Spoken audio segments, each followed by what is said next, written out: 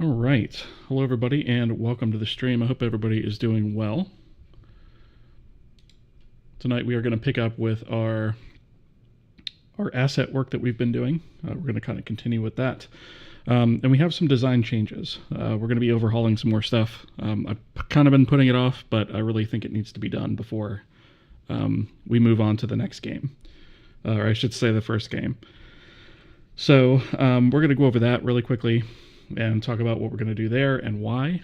I think it's really going to be a lot easier to work with. It's going to make things a lot more robust and easier to work with. So we're going to do that. I've already started on this implementation, so I've already got a little bit of work done. And then, we're just going to kind of continue that tonight. So before I jump into that, though, I do want to take just a quick second and thank the supporters of the channel, starting with our partners, who are the highest tier of support over on YouTube memberships and Patreon. They are Dustin Punt, Gabby Bashir, and Gert Bullies, Inc. I would also like to thank all the other supporters listed here on the screen. They are a combination of the other tiers of support over on YouTube memberships, Patreon, as well as Twitch subscriptions. So thank you all very much for your support. It means a lot. It greatly helps me out. It helps me cover expenses with running the stream and other things related to it. So thank you very much for that. And of course, I hope it goes without saying that I appreciate each and every one of you viewers, whether you're here on the Twitch side or whether you're over on the YouTube side. Thank you guys very much for being here. Without you, this project would not exist. So that being said, we do simulcast to YouTube and Twitch. So if you guys have any questions or anything you want to chat about, feel free to jump into chat. I do keep an eye on those to the best of my ability. So Pete's Astrophotography, how's it going? Good to see you. Welcome, welcome. I hope you're doing all right. Tammin, Widgeler, good to see you. How are you guys doing? I hope everything is good. We are going to jump into a little bit of architecture discussion tonight, among other things. So, I'll try my best to keep my noggin out of the way down here in the corner, but it looks like I've done a pretty good job at that so far. So, what we're going to tackle tonight, Wum, how's it going? Good to see you, first time chat, welcome. What we're going to be talking about tonight is our asset loading and our general lifetime of assets. Time really flies. Holy crap, Tammin with 7 months of tier 1. Thank you so much. I really appreciate that.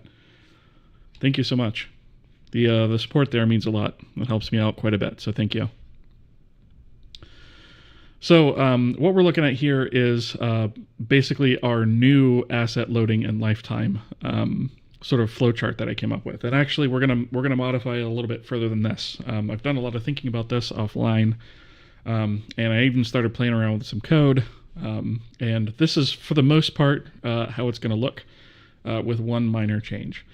So basically right now, the way things are is all of our, we don't really have a concept of assets in the engine. We have a concept of resources.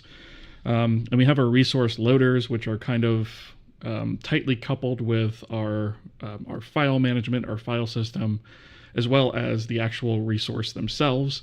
And there really should be a separation there. There should be a separation between the file system, loading, reading files, things like that, and then the asset itself, and then the resource. Now, what is the difference between an asset and a resource, you might be wondering? An asset is basically a in-memory representation of something that's been loaded off of disk. So it might be an image, it might be a text file, it might be a KSON file, for example, it might be a sound file, things like that, right? It's the in-memory representation of that thing that's been loaded from disk, serialized as needed, and set up and ready to read from. A resource is something that uses an asset and then takes that one step further and makes it actually usable within the engine. So if it's a sound file, a resource is responsible for making sure that that is something that we're able to play and loading that into the proper buffers and things for audio. If it's image, for example, making sure it's uploaded to the GPU, make sure that it's the right format, all of those things. And then in our case, in the case of an image, a resource for an image would actually be a texture, right? So that includes a bunch of other information along with it. So you have an image file on disk that's like a PNG, JPEG, bitmap, what have you. And then you have a asset, which is an image asset, right? And then from that, you actually create a texture, okay? So that's the difference, and we're basically going to be splitting those things apart. To make things a little bit more cleaner and a little bit more uniform and robust. We'll be able to reuse a little bit of code and not have the sort of same thing implemented everywhere. And also, we're going to standardize the way that our assets are actually loaded across the board. And what that's going to allow us to do is very easily add new types, and it won't take a heck of a long time to actually do that. So, would you do something similar for sounds audio? Yeah, exactly. That's one of the things that we're going to be touching as well. So we're basically going to, at this point, when I drew this up, I hadn't quite come up with that last part that I was kind of mentioning. Fully, which is the asset system. So we're going to create a new asset system. In fact, this already exists. I've already actually created it. And the asset system is going to essentially almost replace the resource system in most of what it does, right? So the resource system is just going to manage resources. It's not going to worry about loading that stuff from disk. It's not going to worry about uploading any of that to, well, I guess it is going to upload it to the GPU, but it's not going to like load it from disk. It's not going to do file system stuff. It's not going to handle images or things like that. It's only going to deal with assets. And then we have asset handlers, right? And the asset handlers are going to be specialized versions of sort of our loaders, what we have as loaders right now. And so the asset handler will be responsible for being able to take the binary data that we pull off of disk and interpret that however it needs to be interpreted. So what I've done here is I've kind of drawn up a little bit of a, I guess you could call it sort of a flow chart, so to speak, but it's also kind of a life cycle chart. So what we're going to have is we're going to have something called assets, or in this case in code it's going to be called a K asset. And then we're going to be able to specialize that and make it have the different types of data that we need. And an asset's life is going to be basically, I'm thinking right now, 4 states. So we're going to have uninitialized, which means nothing has been done or loaded for it whatsoever. That means it's just like, hey, we want to create or load an asset, but we haven't done anything with it yet. Then we have initialized, which means that the CPU loading portion of that's complete. There's not been a GPU upload yet. That's for assets that need it, right? For audio assets, that might be loading that into an open AL buffer or something like that. And so this will not be done at the initialized phase. So it means that basically the thing's been loaded off disk, the asset has been created, but it's not quite ready for use yet. Loading is going to be that the GPU upload started, but it's not yet complete. And then loaded is going to be that load process is complete. Now, we may wind up splitting this up. This may, instead of asset states, this may wind up becoming resource states. I haven't really decided yet. This is one of the things that's unknown. So we'll kind of see when we start playing with some code what that's going to look like. So what we have here is we have 2 of our libraries, which we already have. We have our kohi core and we have our kohi runtime. And I've split them up this way so that we can see the interaction between those 2 libraries, right?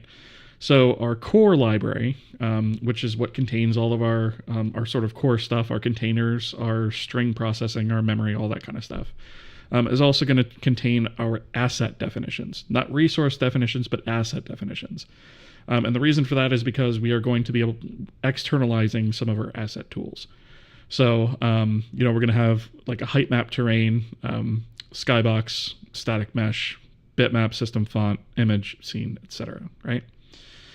And it's also going to have a bunch of other stuff, which we're going to touch on here in just a minute. And our runtime is going to have the asset system as well as some of the things that subscribe to that and run and sort of deal with it, right? And then of course it's got our renderer front end and our renderer back end, etc. So we can see here, I tried to be as clear as possible with this in terms of the actual flow. So whenever we create an asset, we basically start at the asset system. So looks like there's a bunch of questions. Let me catch up on chat, and then I'll actually walk through this real quick. So can you use memory mapped files? We don't right now, but we could certainly do that. Yeah, there's no reason we can't. Essentially, our large binary package files are going to be memory mapped files, essentially. So right now they load off disk. It's basically a pointer to disk, but we are going to have memory mapped files when we go to load our large binary files. Will there be a situation where an asset will be loaded in memory but unloaded as a resource? Yeah, and that's why I'm saying this might wind up being resource states, right, and not asset states. So I think that's going to wind up being reworked now that I'm actually thinking about it, because I haven't gotten to that point yet. I think this is going to be the state of the resource, not the asset. And I'm actually thinking that assets might not even need a state, right? So when I drew this up, I was kind of just trying to think of assets, and I was still kind of thinking of as assets as also resources, and we're going to split that apart. So I do need to update this. This isn't 100% accurate, but it's like 95% of the way there. So what we do is we start at the asset system. We say, hey, asset system, I need a texture called this loaded, right? That reaches out to the core, right? And it reaches out to request a binary version, right, through one of the asset handlers. So if a binary version of that exists, so for example, our KSM for our kohi static mesh, then it goes ahead and loads that. If not, it requests an import using an importer, which we're going to get to in a bit. And so we have here a couple of different things. We have a binary direct, which is basically just a binary loader with a binary serializer that we're going to write. And then we also have an importer, which is basically saying load object from source format and give me an asset. And we're going to be writing that too. And that's essentially going to use some sort of serializer or parser, right? So the way that this works is we reach out to that, okay? And whichever one we do, right? If we have a binary, we reach out to the VFS and we say, hey, give me a binary blob from that lookup table with an offset and a size, and it returns that to the binary direct. If we use an importer, then we reach out to the VFS and say, hey, give me the text bytes by name from this package. And then we have, if we're using the manifest / pointer to file, that reaches out to the file system, loads up those bytes. The output then goes through a parser, right? Then goes into our serializer, right? And then from there gets output to an asset, okay? So that asset result is then returned to the asset system. It says, hey, here's your thing, have at it, right? Now, this is where things are probably going to change a little bit. Instead of reporting back to the asset system, we're actually going to have the asset system take in a user callback to say, hey, call this function when loaded, right? So this will essentially go make a callback to that user function. And then that's essentially going to be one of our resource loaders, which will say, hey, the CPU loading is done. Reach out to the renderer front end, upload the thing if you need to do that. And then, that'll upload vertex, index data, texture data, whatever it is. Return that back to the renderer front end, which will return it back to the asset or the resource loader, and then notifies the system that it's attached to. So we still do have our texture system that will be updated to look for asset updates instead of reading stuff off disk, right?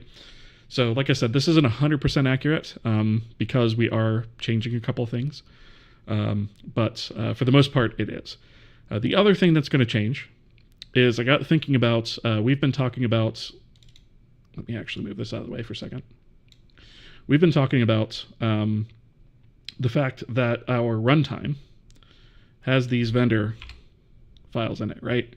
Which is to load STB or STB image and TrueType, so for images and fonts of various formats. We're going to externalize these finally. I'm taking this as an opportunity to get these things out of our runtime so that our runtime truly uses no libraries. And we are going to be moving that to a plugin utils, right? A utility plugin. The utility plugin is going to have importers and exporters, right? So that's where these things are going to live.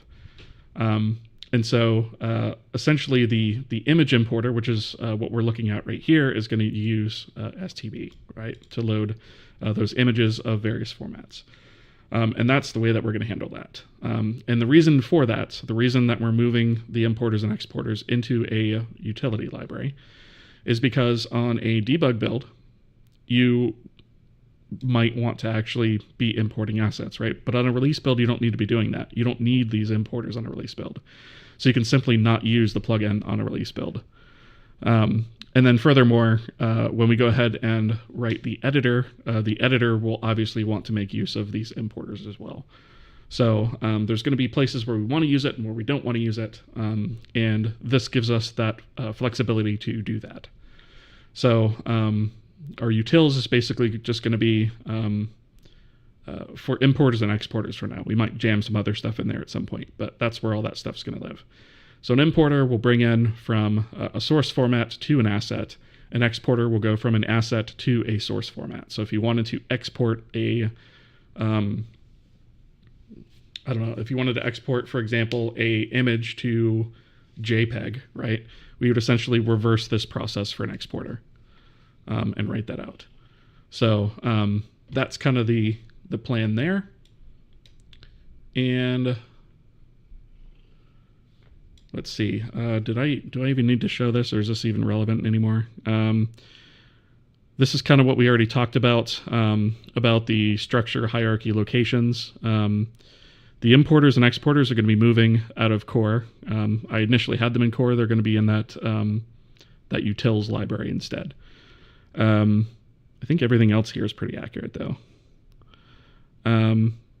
So we have like our asset handlers. You can kind of get an idea of what this is. So I'm going to actually include this drawing once it's actually completely accurate. I'm going to include this in the repo and in the documentation too once we get it finished so that it's there as a reference. But I'm going to make an effort to try and document things this way as we go.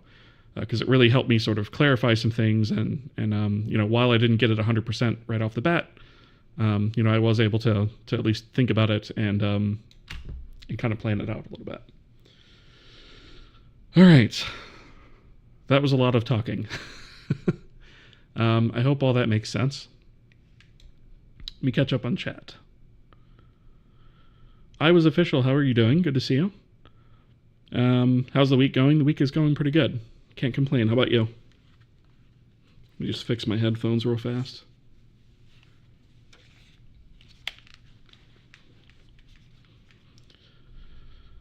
All right. So I think we're caught up. So let's actually just kind of step into some of the stuff that we've done. I want to walk you guys through some of the work that we've done offline. Let's see. Would this system be for user-generated content like replays, screenshots, videos? That's a good question, actually. Probably not. And I say that only because, well, okay, it depends. For something like a replay. All's great. Right? Glad to be here learning Engine Dev, D. Awesome. I appreciate the, thank you so much for the Prime sub. I was official. I appreciate that. Appreciate that very much. So something like a screenshot, right? We could just write that out to disk, to a location. We don't need like all this stuff for that. Videos, you probably, I don't know that you would necessarily want to record that out of the engine. You'd probably just use a capture software like OBS to actually do that. But for something like replays, that is specific, right? So that is, again, though, I mean, that might be something like a screenshot where we can dump it out to disk somewhere and load it up to disk, right? But that's going to be different than packaged assets. So those things would go through a different flow, I think. Because an asset is really just something that's designed to be packaged up into, a package file. It's not really designed to be sort of written to by the user, unless you're, using an editor or something like that.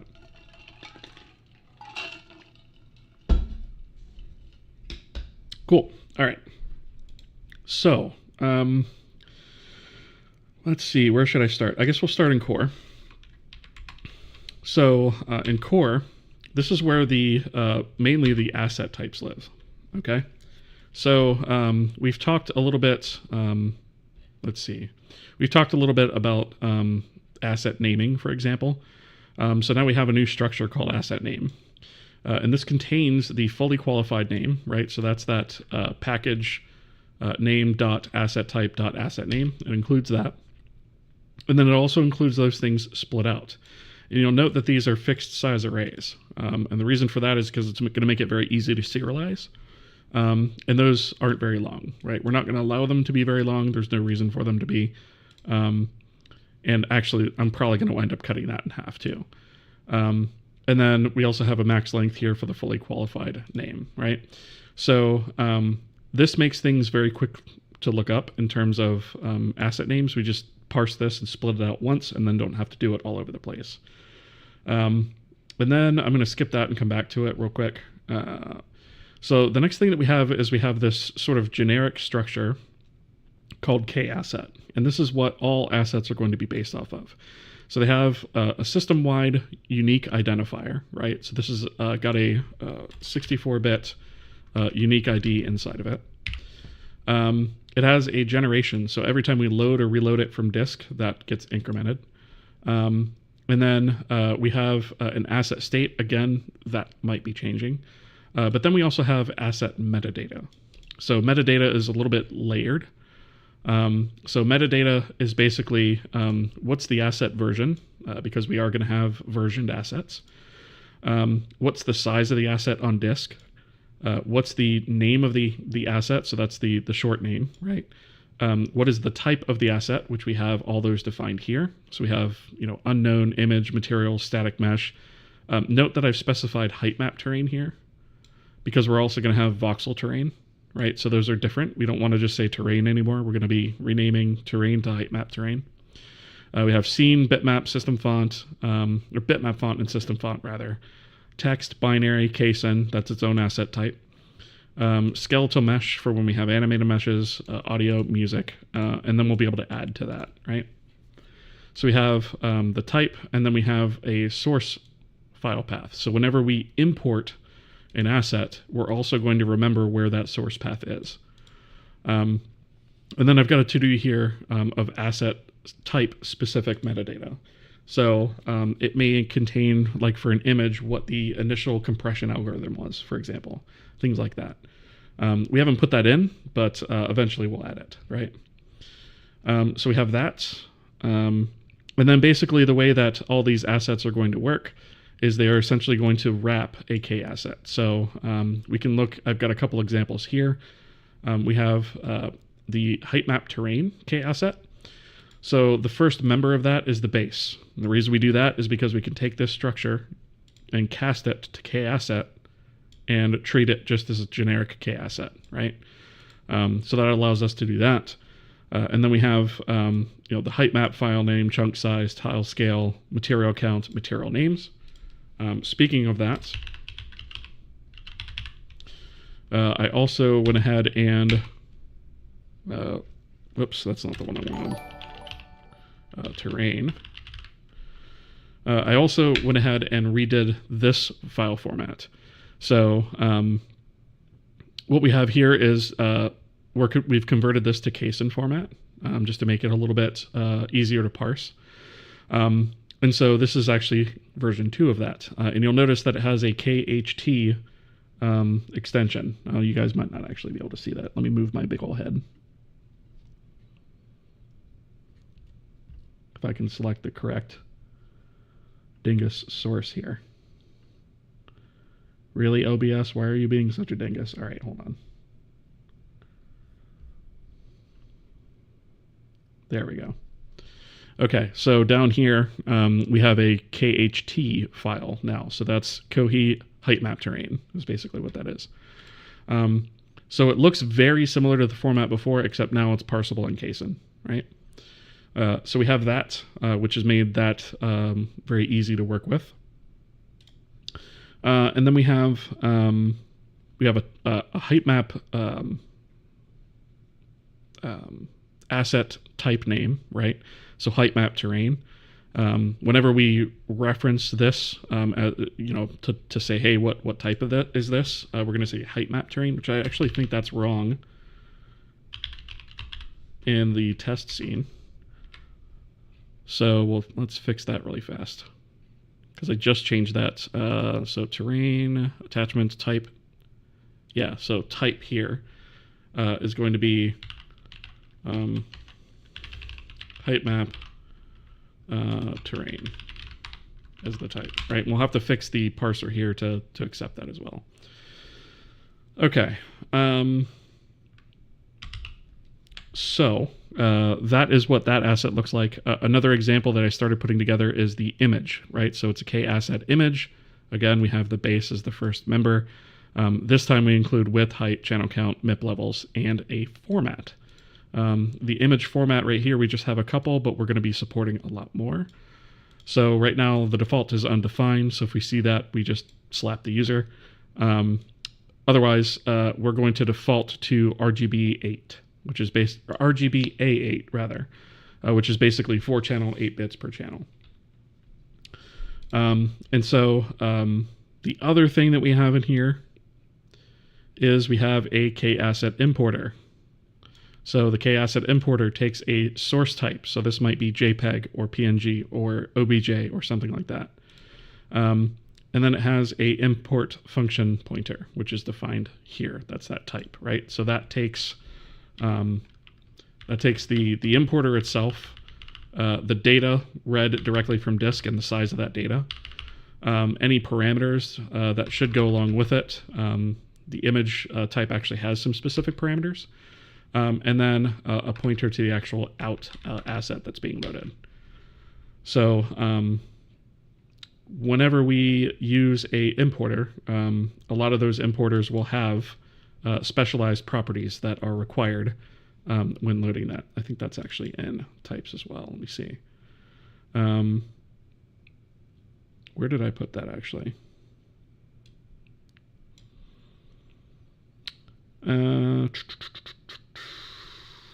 I guess it's,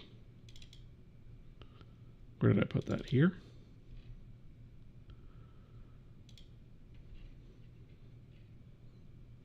Let me just, K-asset metadata, where did I put it?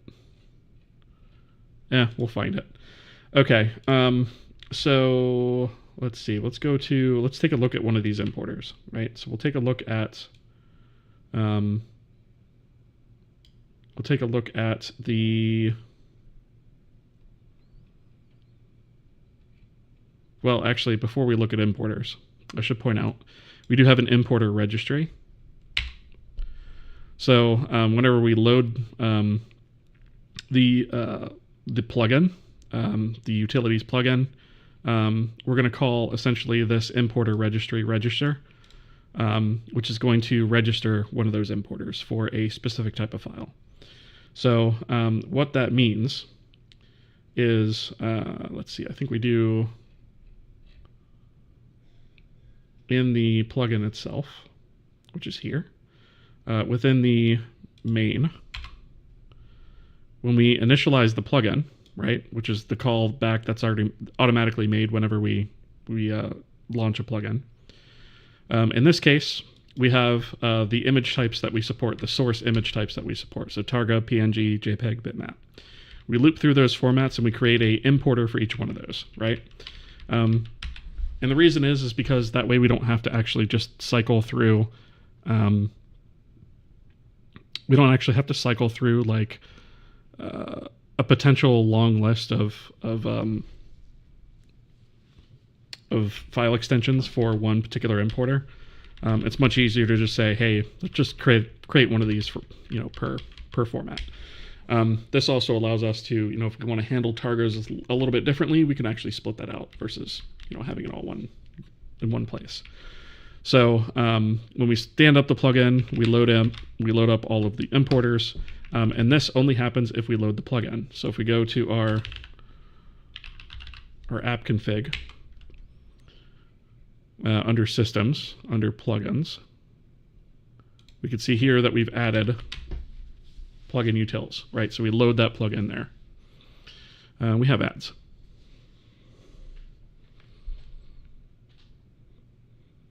See polymorphism. Yep.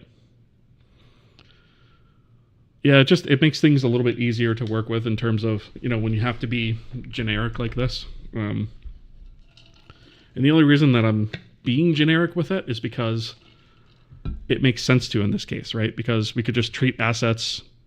There's several properties of assets that, overlap all of them. So this is just the best way I could think of to do it.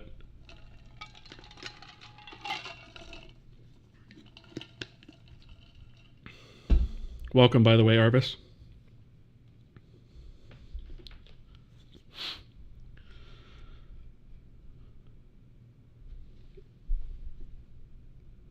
Binged like 25 plus episodes of Kohi Game Engine on the last couple of days to learn a little bit about Vulkan C.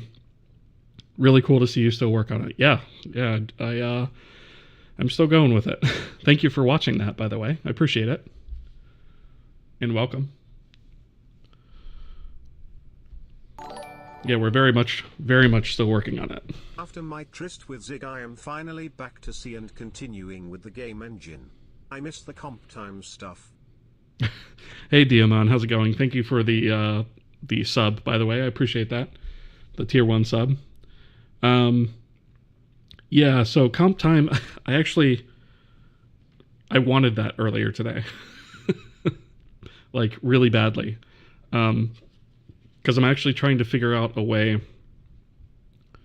like a kind of robust way to sort of get reflection, or a form of reflection, in the engine. And I haven't figured out fully how to do it yet. I've gotten like 90% of the way there, but I can't really do it without like comp time or constant expression. Dom Effects, thank you for the Prime sub. Appreciate that. You kicked off a hype train, actually. Thank you very much for that. I appreciate the support, guys. It helps a lot, covering some of the expenses I run into doing this project and the channel and whatnot. So thank you very much for that. I appreciate it. If Zig had a Vulkan API binding, I would rewrite everything in Zig. It doesn't? That's kind of surprising, actually. I mean, you can link against the C library, though. There's hacky ones. Oh, yeah. You'd almost be better off just using the C interface then. Okay, so let's see. Where were we? Okay, so basically, the utils plugin loads up all of our importers, eventually our exporters. We haven't written any yet, but eventually we're going to have those. And then those are able to be used whenever our asset handler requests an asset, right?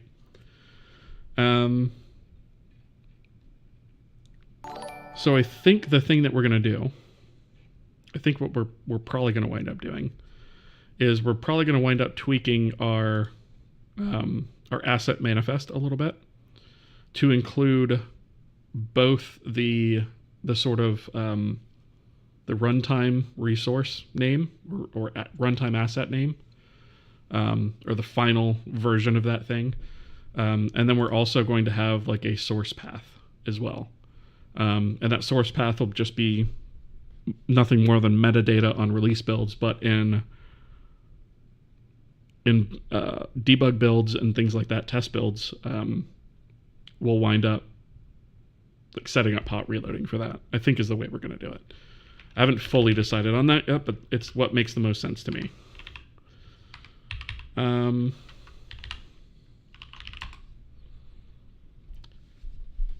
Picurus, thank you so much for the Prime sub. I really appreciate that. Thank you very much. Appreciate the support. Since you're using Clang, you could set it to generate a PDB file and do reflection from it. I could, but I want this to work on release builds too. So I don't, plus that would only work on Windows, right? Because when you build on Linux or Mac OS, you don't have the PDB. So, yeah, that doesn't really get me there, unfortunately. Okay. So, let's see. That's importers, or importer registry. We've covered that, at least in high level. I can't really go like too low level on this stuff or we'll be here all night and not actually write any code. Let's see. What else was there that I wanted to touch on? There's a platform thing here. Our VFS did get a few changes as well. I heard a ding, but I don't know what that was. Let's see. Oh, it was a follow. Thank you very much for the follow. I appreciate that. Halaturin, thank you for the Prime sub. I appreciate that. You've pushed the hype train over level 1. I appreciate that very much. Thank you. It's been quite a while since we've seen a hype train on the channel, so I really appreciate the support, guys. Thank you. Okay. Hard-coded rubbish. Okay, so what we're doing now is we're going through our image, like all of our resource loaders, and we're essentially going to retire these.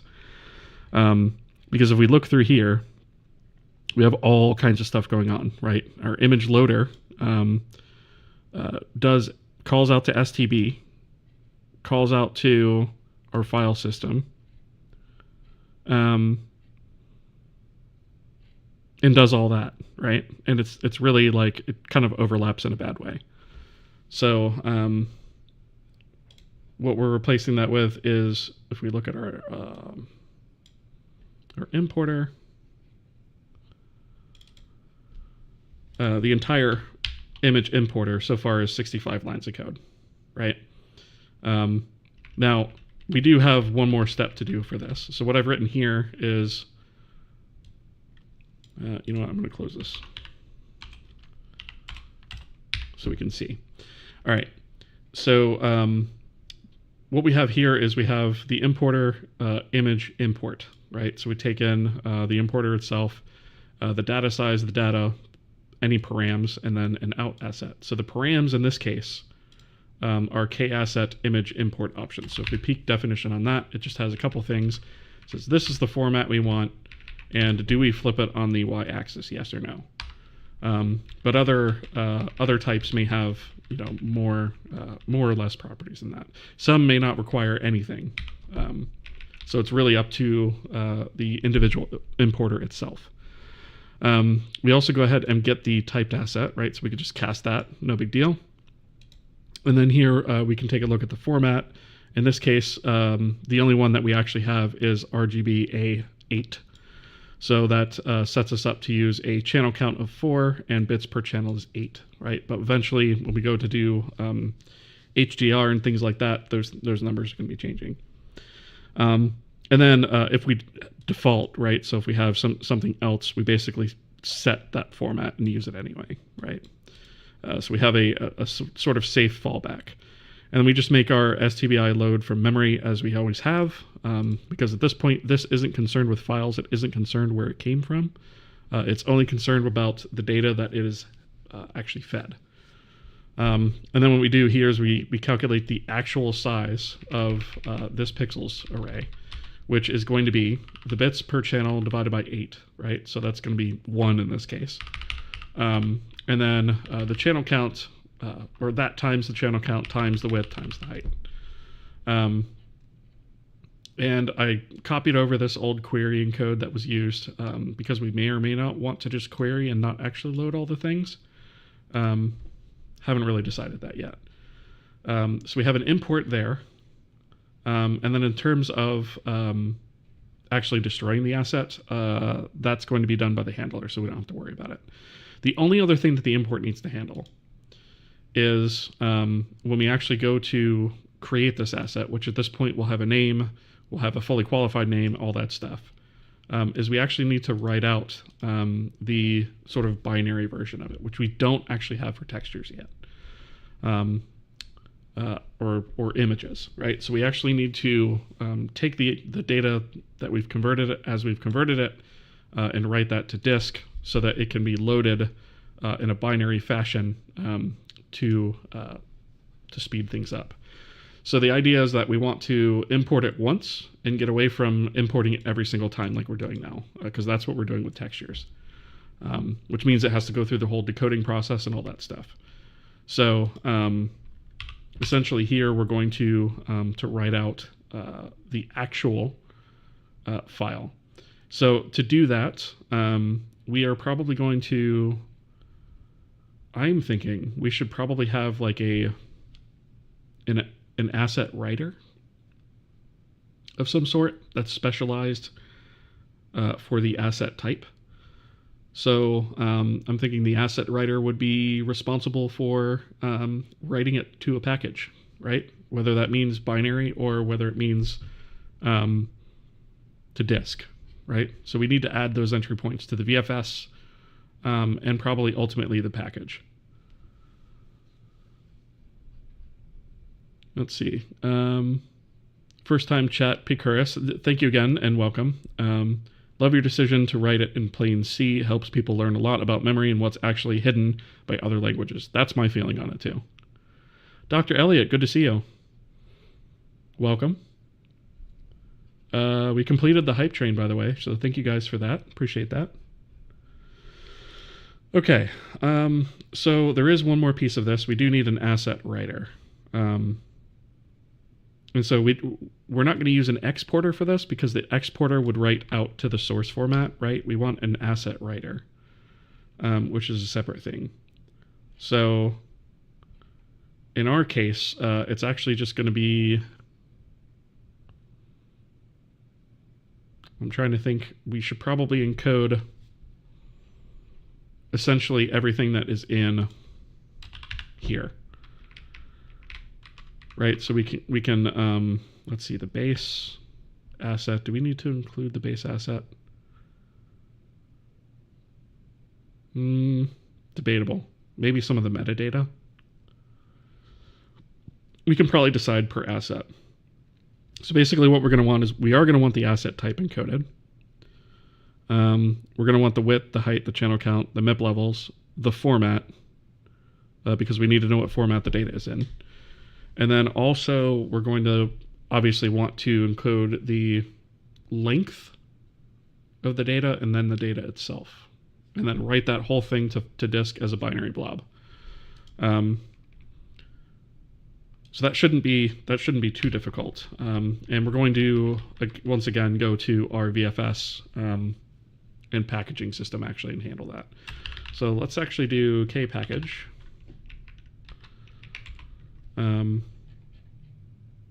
Right, so we have asset bytes get and asset text get. Oh, I should point out there have been some changes in here as well.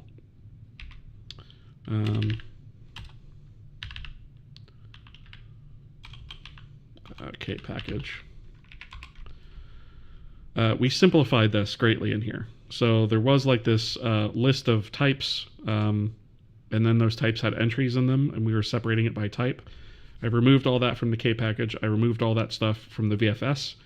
The kpackage and the VFS now deal solely with names and sets of bits, and that's it. The VFS deals just with a collection of kpackages, and that's basically it. And it's also kind of responsible for forwarding some requests to the file system, the underlying file system. So this has gotten an overhaul. It's much simpler than it was before. We're able to remove a lot of code, which is always a good thing. So I think what we need to do here is, let's see, we have package manifest destroy. Where should we put this? We basically want these two. We want write versions of these two.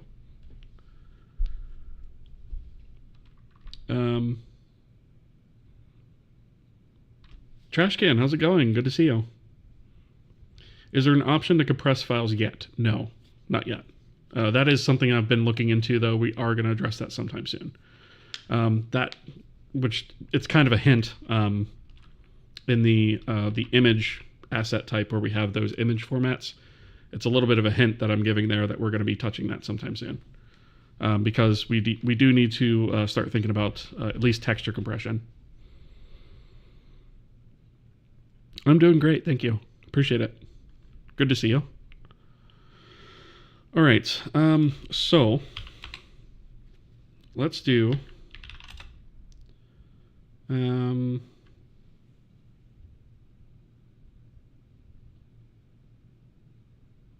trying to think if there's any reason this would fail. You know what? I think there could be reasons this could fail. So we'll return Boolean. We'll say kpackage asset bytes write. And so we'll do kpackage package. The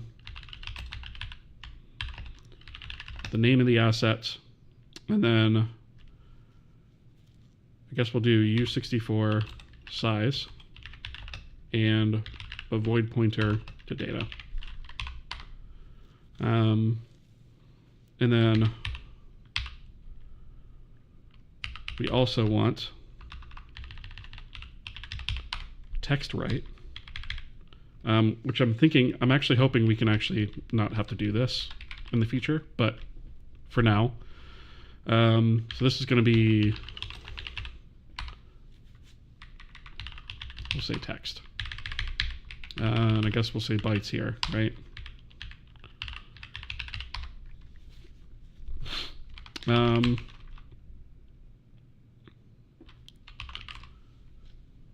Okay. That should be sufficient. So let's implement those, which is going to be here.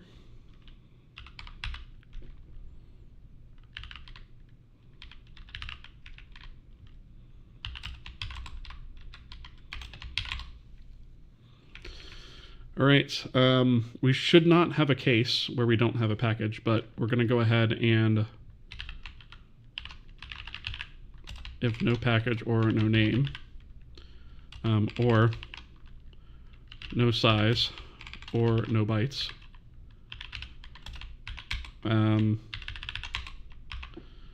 kpackage asset bytes write requires valid pointers to package name and bytes and a non-zero size. Right? We can actually go ahead and just use, well, we'll use that for the function below too, but I might as well finish the rest of this. Okay. So in this case, we have if package is binary, then we're going to do a assert. Let's actually do an assert message.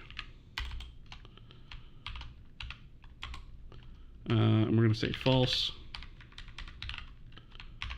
not yet supported.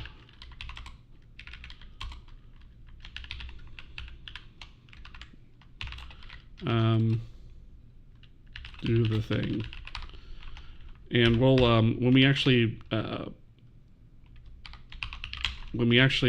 write out the binary form of these packages, we'll come back and implement the read and the write. So otherwise, this is going to be a file system write.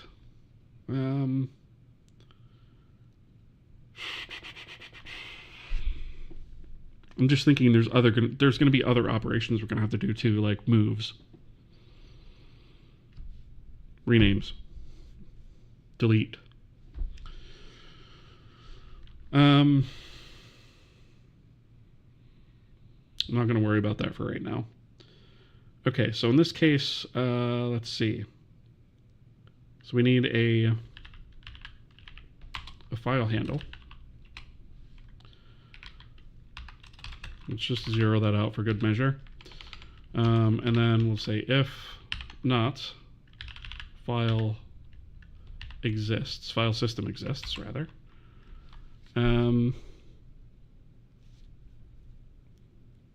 Oh, this is already an interesting problem. Because how do we know where to write this to?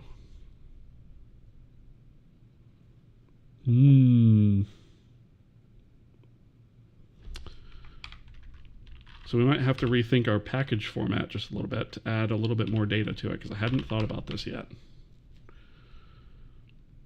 Do you have a public roadmap laid out? Kind of, sort of. So it's this, my big old to-do list, right? Which is kind of like what we're working on for the current version, which has all this stuff. Which I suppose we could walk through this too, if you wanted. But yeah, that's all the stuff for this version is between here and here. So it's like a decent amount of stuff. And then here's all the general stuff. So all the stuff with X's in it has been done. Everything that's empty is not done. So there's, plenty in here to go from. This is just the engine general stuff, right? And I'm going through it quickly, I know. This was the old 0.7 reorg stuff. This is done, all of this. The renderer, right? So renderer specific things, along with some notes. So this is decently done, but there's some fairly big ticket items in here, those being some of them. Plugins, standard UI. We've got a lot to do there. Editor, other items, so this is basically our roadmap. I used to keep a separate roadmap file, but then I realized that my to-do file was getting more updated more frequently, so I just kind of roll with that now. Also, for context, the logger runs on a separate thread, so that's why I'm stuck. Oh, wait. I missed a message. Hold on. Currently making a logger for my engine, and I want to show off the logs to the screen on an IMGUI window, but stuck in how I can do this using OpenGL. That's a loaded question. You have to basically have some sort of font renderer to be able to do that with OpenGL. So you need some way to load like a font and then display text, right? Which is the thing all on its own. But it looks like you're saying your logger runs on a separate thread.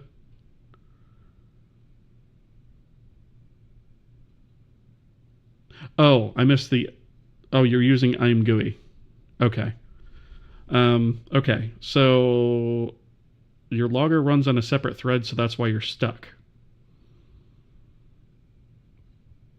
So I'm guessing you're probably going to need like a mutex or something, or some way to lock resources between threads when you go to update that, or retrieve from the logger. So like what I do is I have what we call a console system in this, where everything that gets logged goes to that console system, and then I have console consumers, which pull or either pull or get pushed copies of the text data that gets logged. So my actual like console that comes up, the console window that comes up is one of them.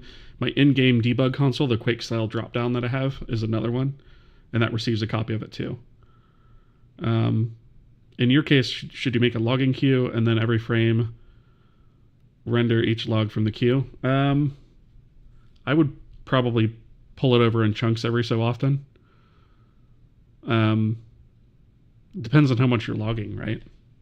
Maybe set up a threshold to say if more than, say, 10 frames have passed and you haven't had an update, then push an update. Or if you exceed 4,000 bytes worth of data or something like that, push an update. And then whenever you do that, obviously since your logger is multi-threaded, you'll need to have a mutex set up, or some sort of locking mechanism in order to synchronize that data with your main thread. So you'll probably want to look into mutexes. Yeah, no problem. All right, Singy, how's it going? Good to see you. Okay, so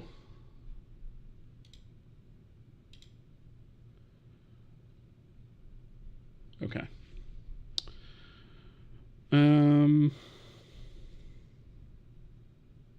So the issue here is when we actually go to write the bytes out, where do we actually write those? Because we have the manifest, right? So I guess we could look in the package and see if we have something named that, right? So I guess we can look, let's see, package, internal data, entries, right? That's our asset entries. Is that that's a D array. Okay. So I suppose we could do if, well, actually, no. U32 entry count. Oh, this is terrible. All right, we're going to do a brute force lookup on this. But I'm going to put a big fat fix me in here. Brute force lookup. Add a hash table or something better. But we're going to brute force it for now in the interest of moving on. Because writing is not something that we're going to be doing all the time to packages, especially during runtime, at least till we get an editor. So I'm not really worried about it yet, but it is an issue. So we'll say U32 I equals 0, I is less than entry counts plus plus I. And this is where it's really nasty. So we're going to say if string equal I, and we want, you know what, let's actually take a convenience pointer to entry. So we'll say, what type is this again? Asset entry. So we'll say asset entry equals address of package internal data entries sub I. We want the address of that. So now we can say here entry name and name. Right, so if they equal, found a match, right? And at this point,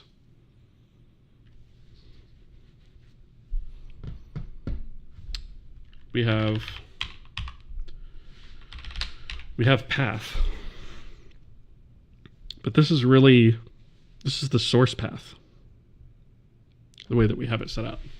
So it's not really what we want to use. And what I mean by that is if we look at our asset manifests, I guess let's do this one first since it's the most complicated. We have these assets in here, right? So this is a material asset. Actually, this is a material, so that's not a great example. That's the format it should be. Let's find pass the materials. Okay, KSMs, those are in the format they belong.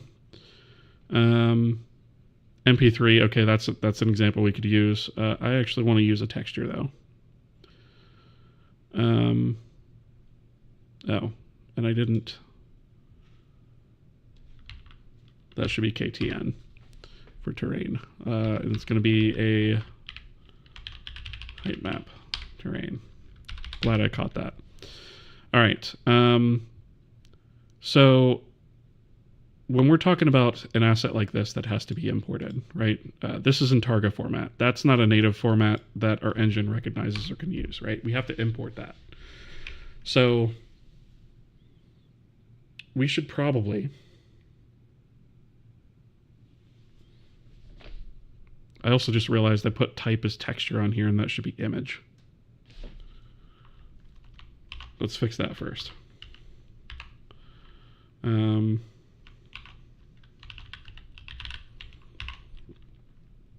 So texture, and we'll replace that with image globally. All right.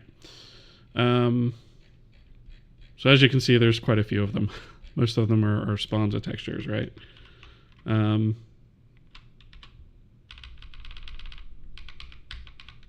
we go. Okay. So take this background image, for example. We want to say that the target is the import path, right? This is technically the source path. And the actual path of the data that we want is going to be assets, textures, background, and then kohi texture. Ooh, I need to think of an extension for that, and I can't use KTX because that's a common extension. That would be confusing. How do I represent kohi texture without saying KTX?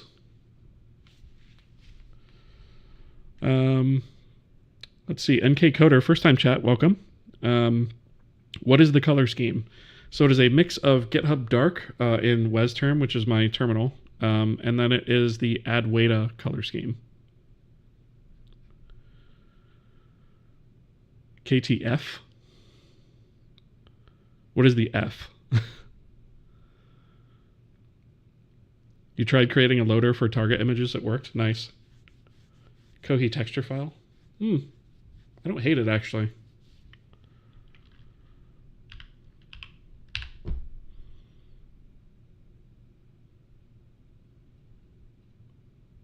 Oh, wait a minute. What about kohi binary texture? KBT.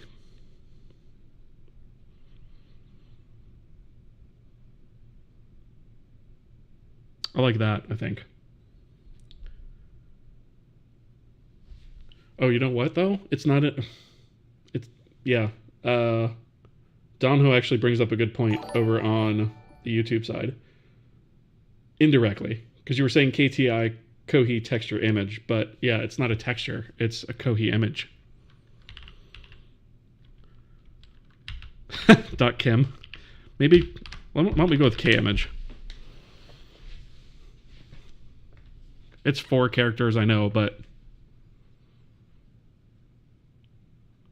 I don't want to use KIB either, right? It shouldn't be texture, right? It should be images. That was a misnaming that we did very early on. We shouldn't be calling the asset itself textures. They're images. An image is separate from a texture. Which means actually we should probably change all of this stuff.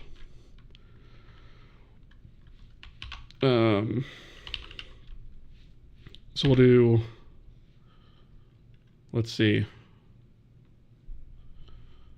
I gotta remember the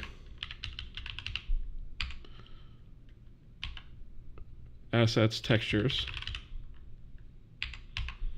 right? And we'll replace that with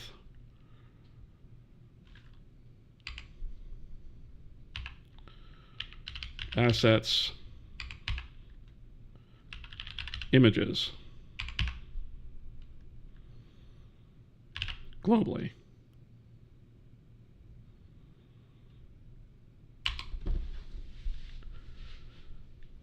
KBI, kohi binary image. 4-character extension that's illegal. Yeah, I know. I'm not really fond of it either, to be honest. Where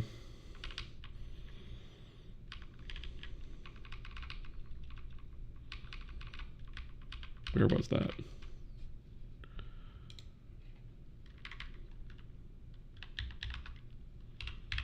KBI.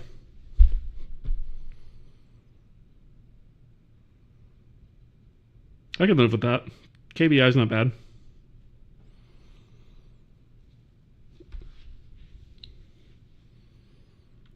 Yeah, I can live with that.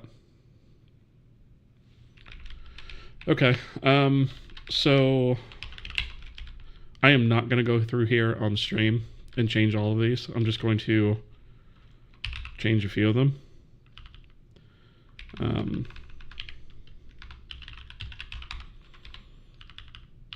And so basically the only thing that's going to be changing is, you know, that. And yes, theoretically I could do it in code, right? But if I wanted the source path to have like a different name than the actual exported path, this would be the way to do that. The other thing this is going to facilitate is, since we have a separate source path, I could put a file watcher on this and say, hey, whenever this gets updated, re-import it, overwrite this guy, and hot reload it. So there are things we can do there. All right. Thank you for the follow, by the way. Okay, so that means we need to update this just a little bit. Let's see, asset entry, we have path. And then source path. Should be populated if the asset was imported. Okay, so that means that we can do source path.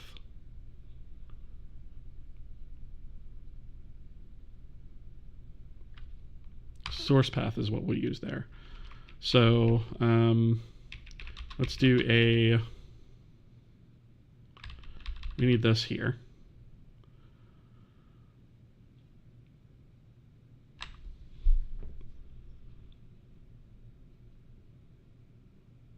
Not necessarily, actually, because we could technically be writing a new one, so we'll keep that there. B8 written equals false. Right. So I guess the next thing we'll do is if file system exists, entry source path.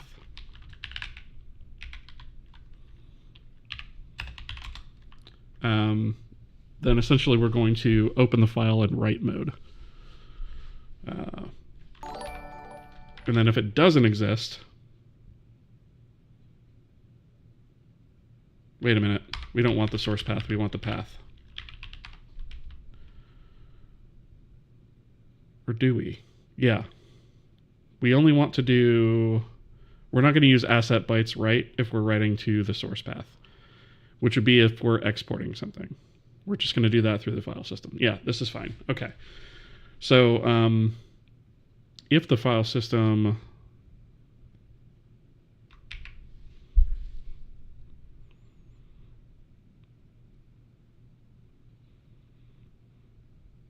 if it doesn't exist, actually it doesn't matter whether it exists because we're going to overwrite it. Right, so file system open. Path is going to be entry path. Mode. This is going to be file mode write. binary is going to be true in this case because we're just doing bytes write, not text write. And then we're going to do the address of f. And we'll check that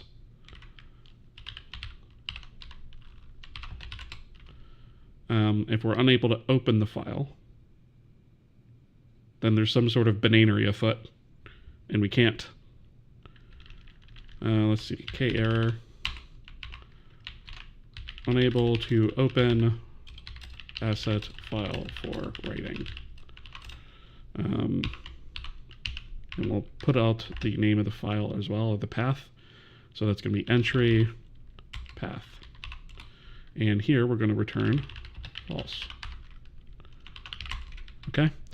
Otherwise, if we open it, then we're basically just going to write all the bytes to that file. Yep. Got a spammer.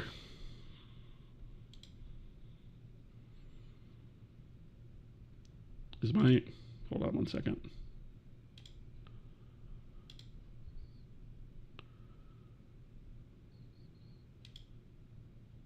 Bonk. Gone.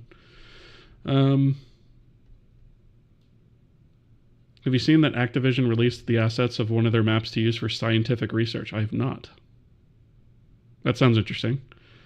LEB, first time chat. Hello, welcome. Lil Brian, first time chat also, welcome. Can you use VS to write C++ for game dev using Unreal, or should you use Visual Studio? I would assume you can. I have not tried it myself. I don't see why not. As long as you have the proper plugins and stuff. Elkumo says yes. He recommends Rider. Okay, so that makes sense. Also, welcome, Elkumo.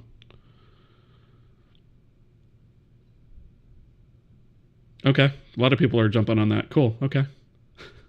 Was that a self-censor when saying VS? Yes, it was. It's the editor that shall not be named. Because we use NeoVim around these parts. We want to keep this to a family-friendly stream, so we can't, be saying things like VS around here. We just can't do that. Every once in a while, I'll slip, and I'll accidentally say it on stream, and then it's this.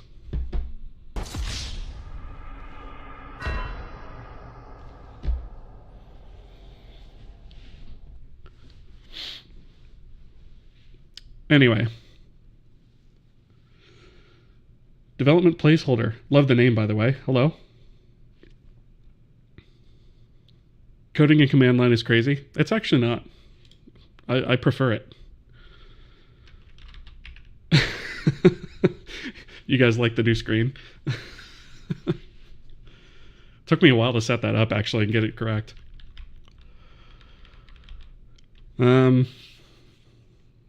Okay. So if we're here, we returned false. We've failed to write the file. Okay, so otherwise, file system write. We want to just do a full write. So we're going to say the address of the file.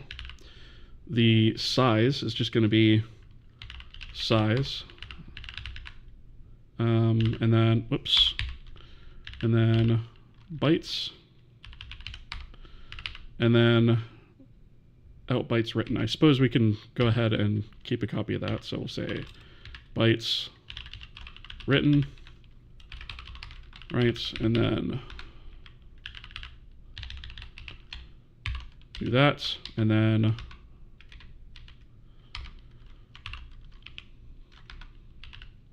if that fails for some reason, we're going to complain about it again. Unable to write to asset file.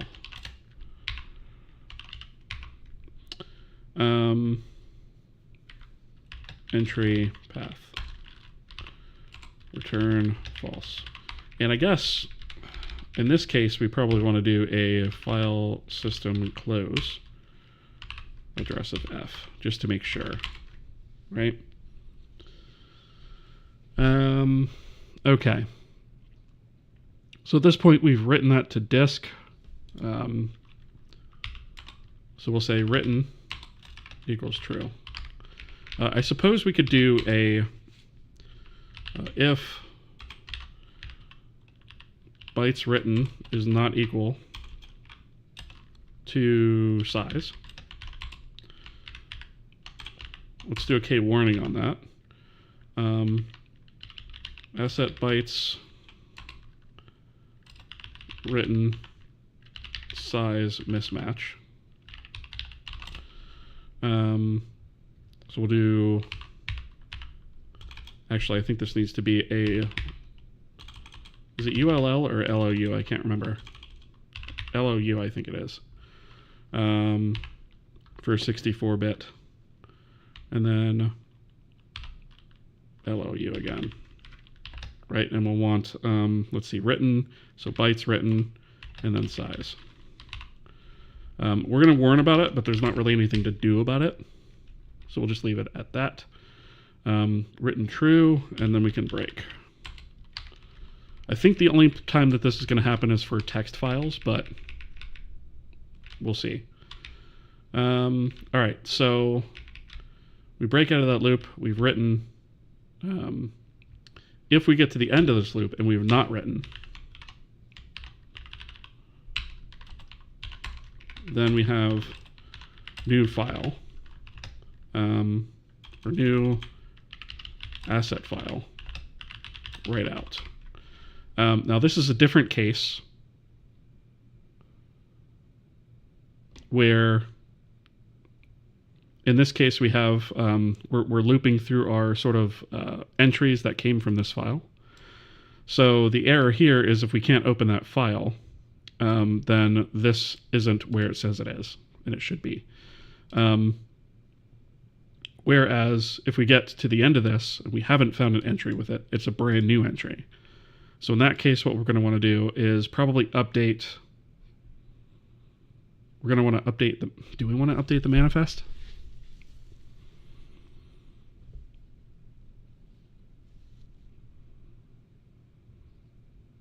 I don't know if I want to ever update the manifest from in here.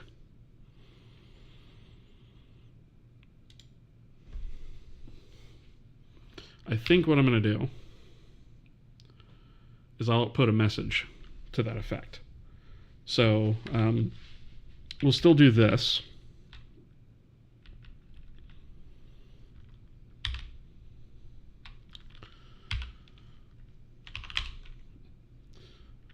Right, and this is going to be, oh, you know what? We're not going to have anywhere to write to, though. This is an error condition.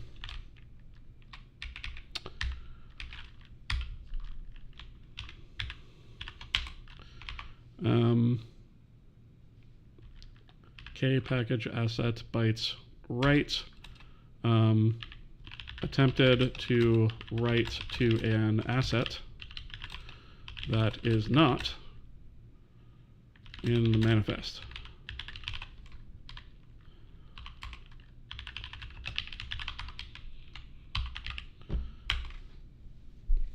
Trying to think if there's any way around that.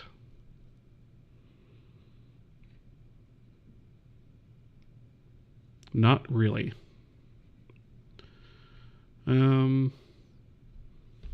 Okay. So this one, yeah, so all of this is in our manifest mode, right? We still have to do the binary mode in the feature. Okay, so that's just going to wind up being an assert. So what I'm going to do is if we happen to fall through for some reason, we're just gonna fail, right? Failed to write asset. Good enough for now. Okay. So 99% of this code is actually going to be the same between this and this.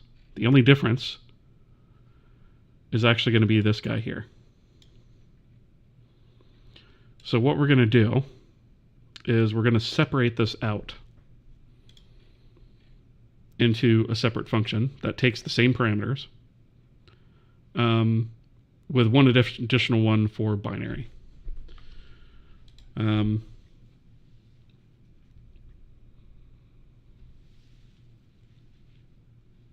think that's going to be the way to do it.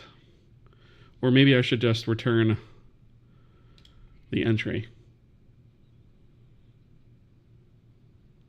Maybe that's the way I'll do it. I mean, I'll have to repeat this, but that... I hate repeating code like that. But let's try it this way first.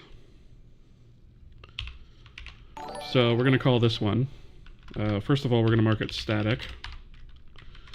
And it's going to be write internal. Thank you for the follows, by the way. I appreciate that. Welcome. Let's see. Not to sound like a cult, but once you feel how clean and comfortable a terminal is, you'll never want to leave. Yes, 100% that. 100%. Yeah, I like when I go into an editor like this, right, which I still do use to debug, right, but if I go to edit in this, it just, it feels so cluttered, right? Just not a fan.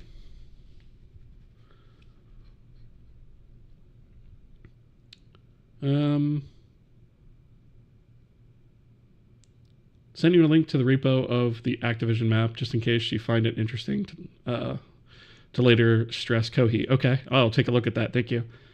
I guess the license will allow it since kohi isn't like a company yet. Anyways, I would imagine all the integration with .NET for C# and Rider is really nice. Probably.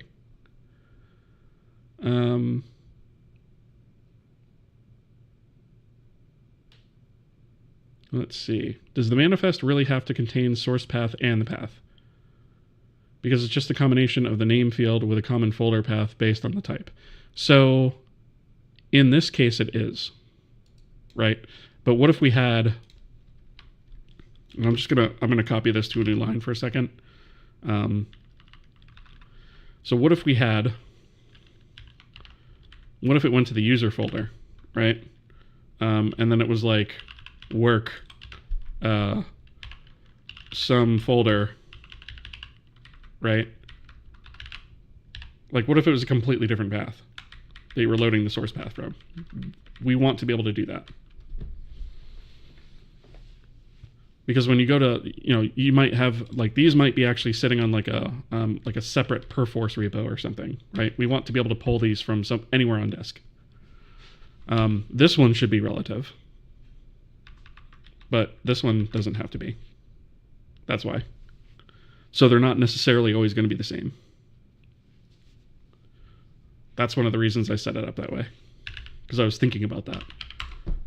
Because actually, what was really funny, I was actually messing around in Unreal earlier, and I noticed something that I was going to point out as an example of this, right? So let's see, where is, I think it was in here. I think it was the vehicles. So for example, what was it? One of these materials that had that? Which one was it? Might have been the textures. Yeah, there it is. See that source file all the way at the bottom? Blasphemy, opened the wrong engine. I mean, I wanted to see how they handled textures versus images, but this actually gave me kind of a good idea, right? To save off the source file as a separate path, right? So in this case, you see where that source file is? That's exactly where what I'm talking about. Like an artist or an end user is going to probably have that sitting some random place on their hard disk. So, yeah. It's always good to look at your competitors, by the way, in case you're, if you run into things or you question something, it's always good to see what your competition's doing. Not that Unreal is really a competitor of mine, because they're, a whole huge ass team of people and I'm one guy, but bad thing is you have to compile from source on Linux. Yeah, that's actually why I'm on Windows at the moment.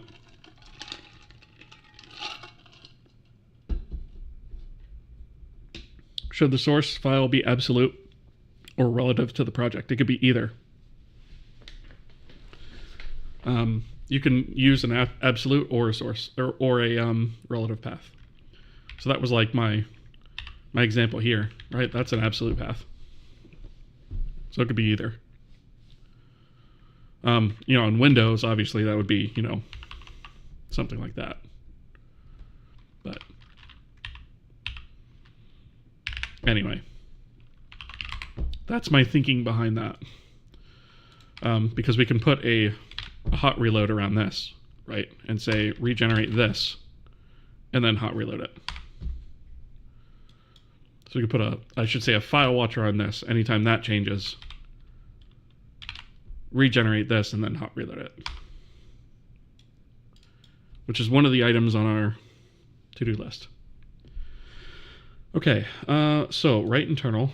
I don't remember how far I got with this, so I'm just going to actually... let's see. I think I need everything within this else block.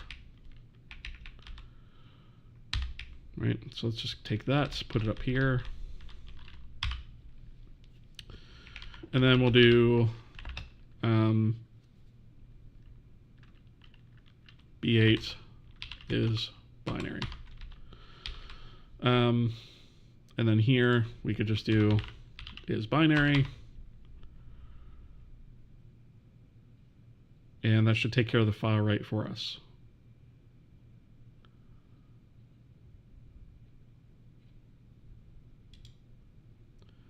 Let's see, so that's going to be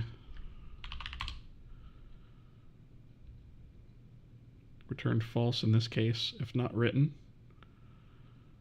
In this case, actually, we don't need this written anymore, actually. We can actually just return true in this case.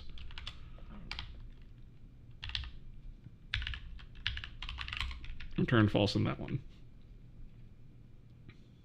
Okay, so now we can say asset write internal. Oh, let me put the fix me up here because that is needed. Let's get that in there. So here we say k package write internal, right? So we do pass along package, name, size, bytes, and then is binary in this case is false. And actually,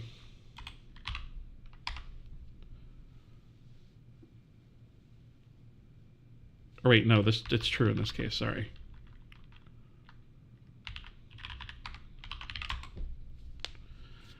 Right, so it's going to be true in this case, and then false down here. So we take this. Oh, wait a minute.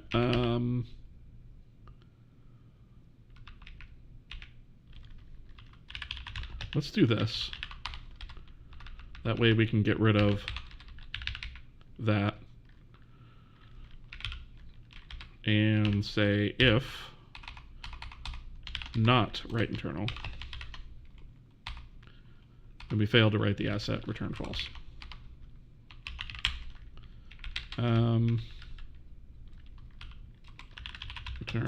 Return true. God, I can't type tonight, apparently. All right, so now we can take this whole thing and plop it in there. And the only thing that we'll have to change is text.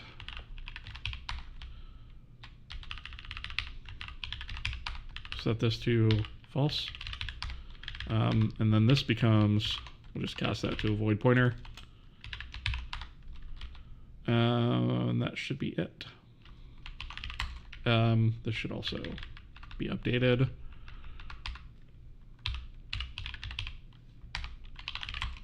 There. Okay.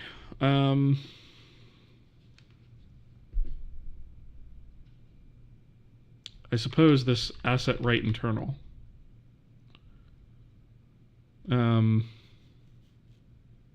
we should have a way to specify that that's like the manifest version of it, right?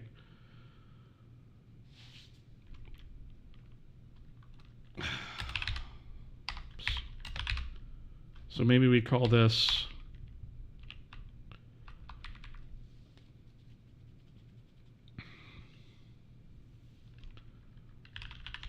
maybe write file internal, I guess. I don't know. And we can put a comment above this guy. Writes file to disk for packages using the asset manifest. Not binary packages. And I know the context of binary here is a little bit confusing, right? So our packages can either be binary or not, and the individual assets themselves can be binary or not. All right, so we have these two. I think, didn't we actually already add these two? They're in our header, yes. Okay. So now we have these.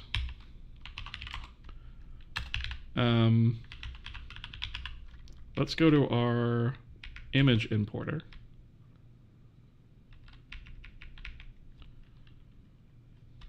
Right, and we're going to want the first one. So we're going to say if not, right? Oh, you know what? We can't even do that. That's only the first level. We don't want the package stuff here. We have to carry that up to the VFS. Okay. VFS.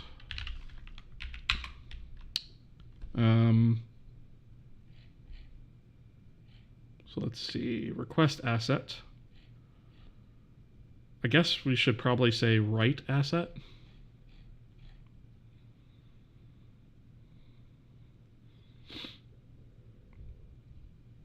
In which case we'll actually have, let's see.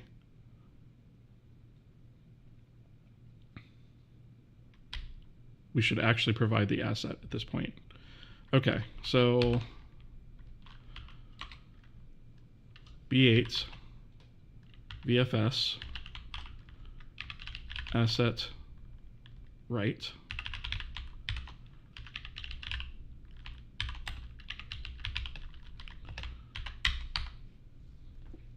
I guess we need the VFS state, don't we? Actually, do we? Yes, we do. Okay. So VFS state.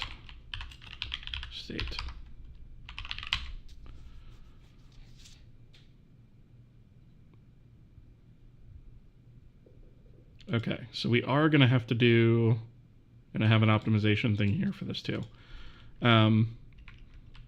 We are going to have to do the same thing here.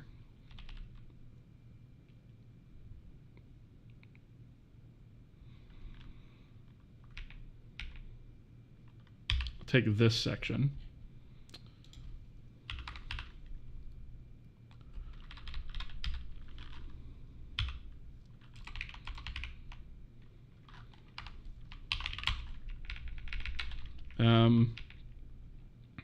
And then what we'll do is we'll do asset meta name, package name.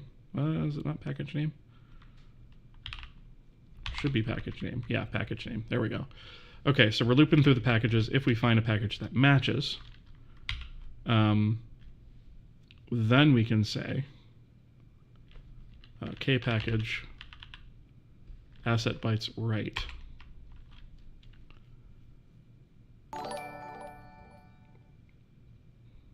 Then we need some sort of serialization going on here, right? Thank you for the follow, by the way. So let's say U64, size, and void data. So we're going to have package. The name is going to be the name of the asset. So that's going to be the fully qualified name. So asset meta name, fully qualified name. And then we're going to want size and data. And we're going to want to check that to see if it fails. Right, I guess actually at this point we could just return the value of it. Right, and then if we get all the way down here, we weren't able to find a package that matched. So we'll say VFS asset right, unable to find package named, and then asset meta name, oops, package name. Right, so we'll bleat about that and then return false. Right, so now we can, now we don't have to worry about the package or whatever. The VFS will figure that out.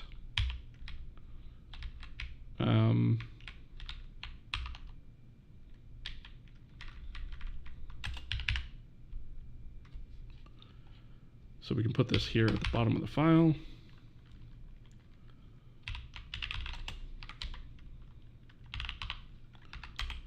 Right.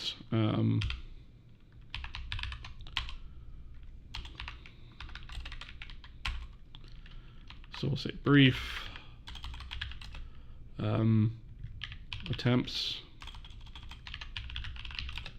to write the provided data to the VFS or package for the given asset. Okay, so I can take this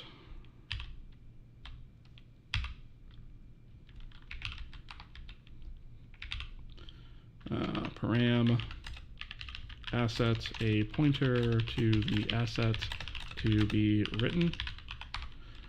This should also be const, because we don't want to be changing that stuff.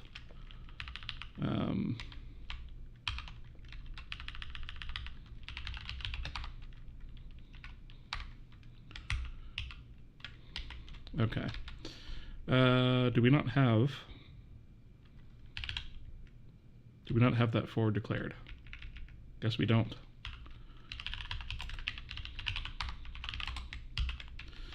Okay. And then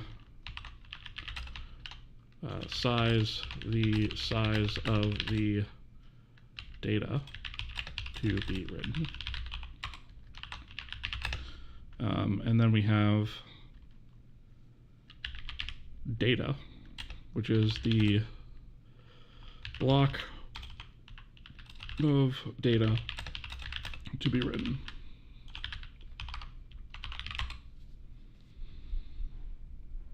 Okay. So we did a hard-coded bytes right here, though. We actually have to add one more thing, which is a B8 is binary. Because if is binary, then we want to do this one. Else, we want to do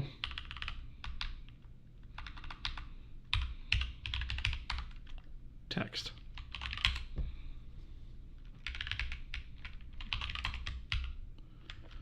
So this needs to have B8 is binary, and that goes right here. Is binary indicates if the asset data is binary or text. And then finally, true on success.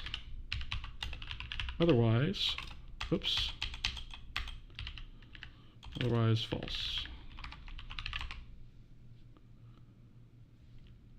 Okay. Now,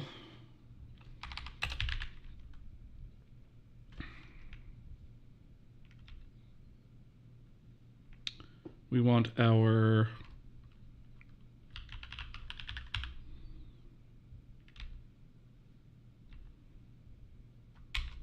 importer. So we're going to say VFS. But we don't have. We do not.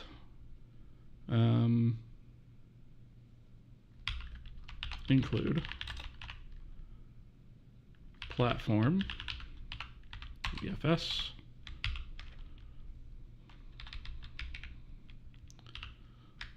VFS asset right. Can I have the state? VFS state. That could be a struct. VFS equals. Shoot, I don't have the engine either. Include core engine. Engine systems get VFS system states. Right, so this is going to just be VFS. The asset is going to be, what is it? I think it's just asset, out asset.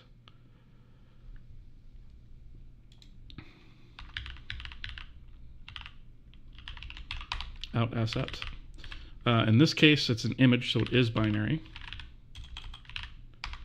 The size of it, we haven't determined yet. So now what we need to do is we actually need to figure out how we're going to read and write the file to binary, right? We need to come up with a structure that contains all the data that we need, where we can just plop that right on disk.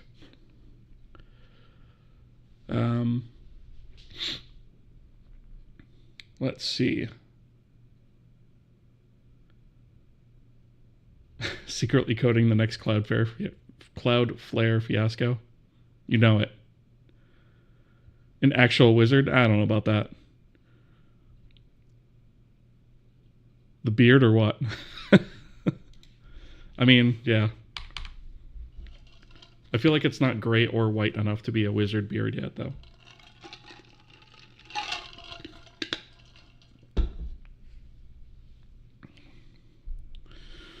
Okay, so what we have here, we've successfully imported the asset. We have our pixel data, right, which is ultimately going to be the biggest portion of the data.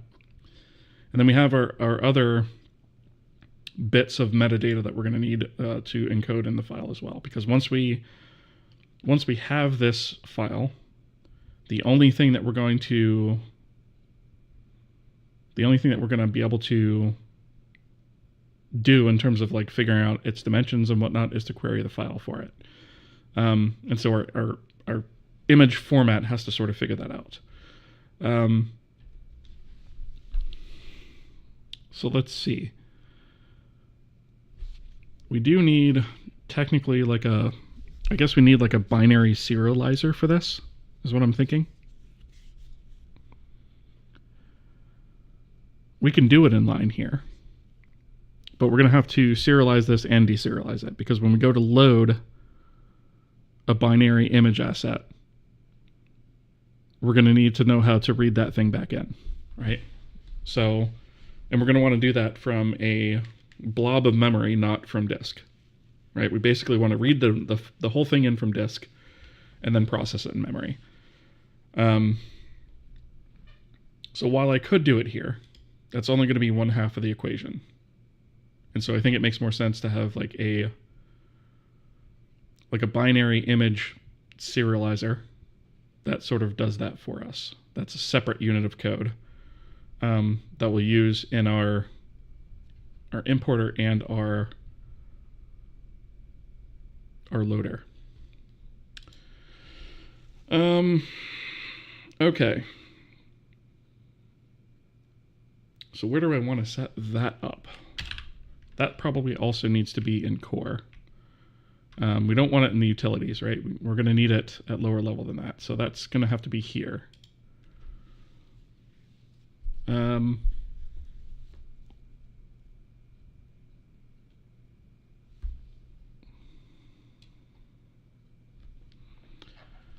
So that's where, do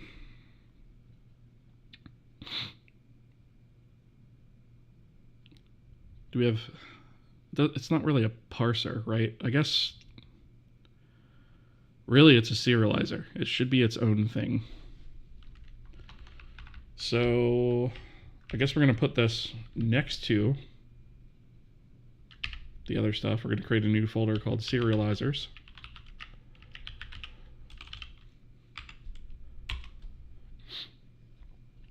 And in that, we are going to add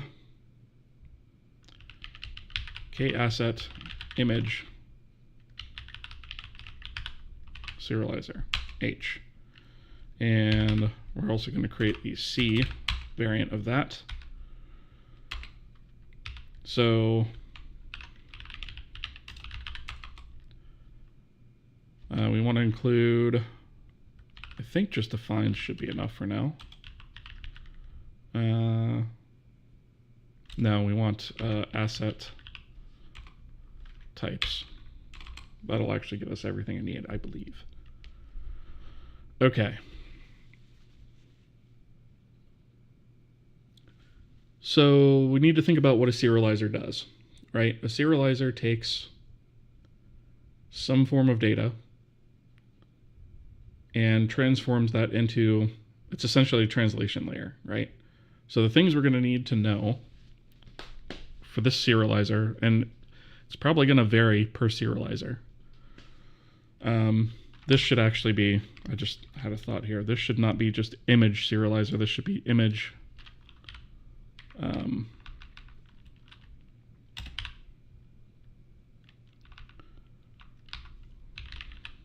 actually image binary serializer or binary image serializer? Binary image serializer. And then rename binary image serializer. There. Okay. All right. So this is going to need to include several pieces of data. Like there's two things, two operations, right? We have a kasset binary image serialize and a B8 kasset binary image deserialize. So the serialize is going to need to know the let's see, k asset image, right? It's going to need that, and actually we're going to take a const pointer to that asset, we'll just call it. So it's going to need to know that. And I'm actually thinking, so we're going to need to allocate a big binary blob of memory for this, right? So what I'm thinking is we actually need to call a serialize twice, because we need to figure out, first off, how much memory is required, then allocate that memory, and then call it again. Or we could just, instead of doing this, we could return a void pointer. going to avoid that and just do the allocation in here. I think that makes sense. Thank you for the follow, by the way.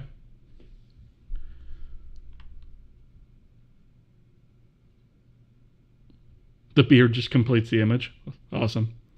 Advanced C programming may as well be magic and spells to me. That's fair enough. That's what I think when I see people program in raw assembly. I can read it, but like I can't think that way to write it.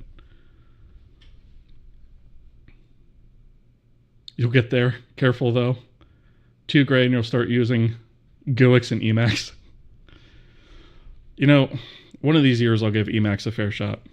To be fair, I have not done that. I just got so used to the Vim way of doing things that I haven't wanted to move away from it.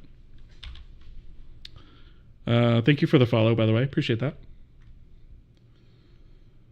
Color scheme, it's so easy on the eyes. Yes, so I will drop a link here. Let's see if the bot works tonight. There we go. I'll drop it on this side too. That's an article that contains my NeoVim setup.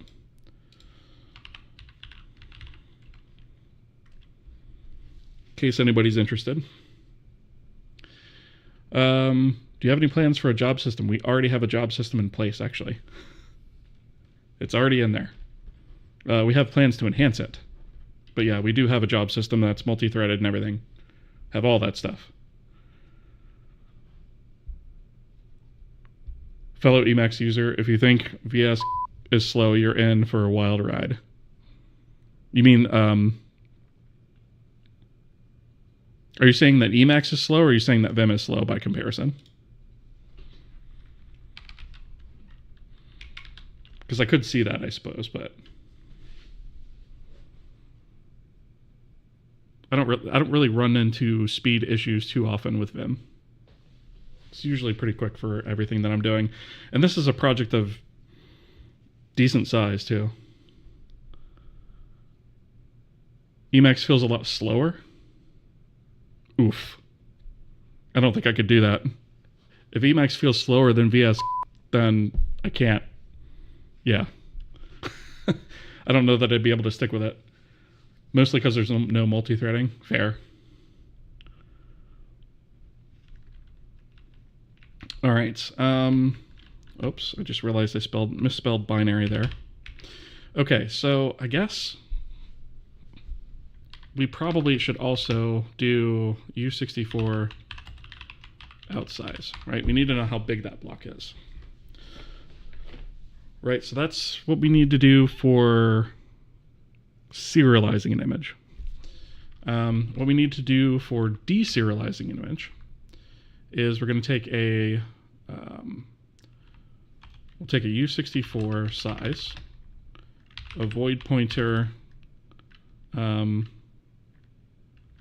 block, I guess we'll call it, memory, and then we need a k-asset image pointer called out image, right? And the way that this one will work is it'll just write out to the image everything that it pulls out of that binary block of data. Okay. On the surface, that looks correct. So we'll check for failures here with the Boolean. We'll check for failures here. We'll just return null if this fails. So let's do this.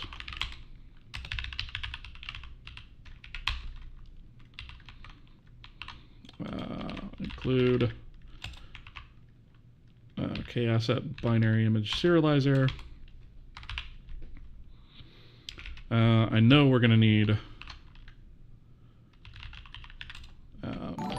memory, k-memory for sure. I don't know if we're going to need too much beyond that. Thank you for the follow. I appreciate that. Emacs is kind of slow.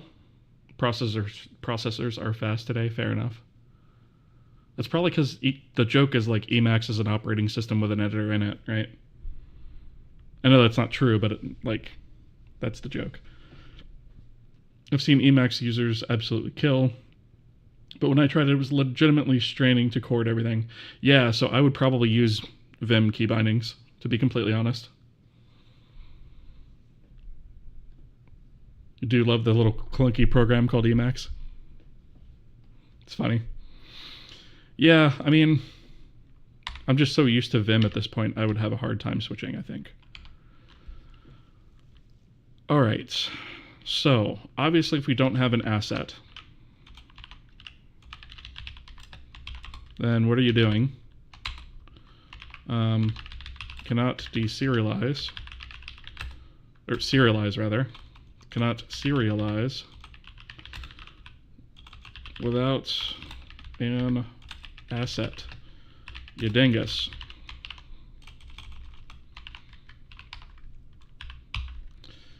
So that's going to be a return 0.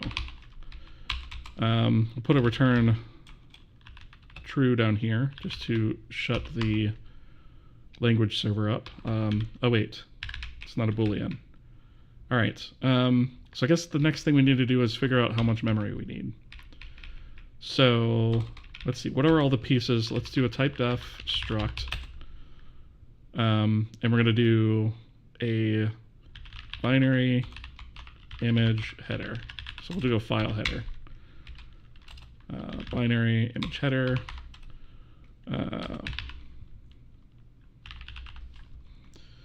I need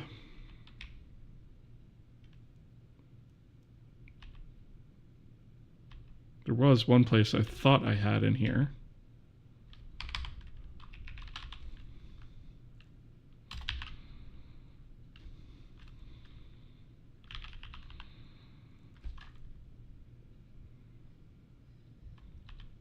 I thought I had like a binary or a magic number that I was using to denote it as, there it is, resource magic. We have this. We are using that specific number to illustrate this as a kohi asset. So let me go to, we're using that for resources, but now we're going to use it for assets as well. Let's put this at the top. Magic number indicating the file is a kohi binary asset file. And this is going to be asset magic. We're going to insert that at the beginning of every binary asset that we're going to write. So that is a U32 magic, right? That'll go in the header. So if the first thing that we read is not that, then we're just automatically going to boot out and say, we don't know what this is.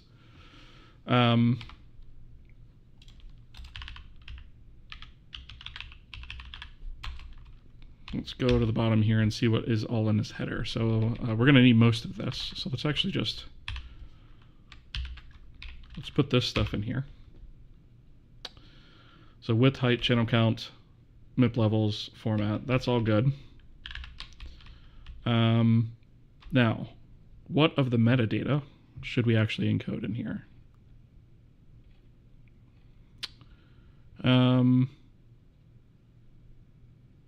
The asset version, that's a good thing. U32 version.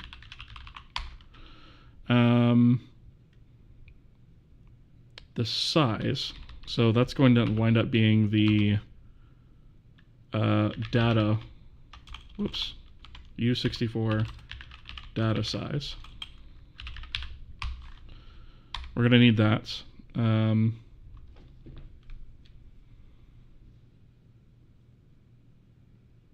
Let's see.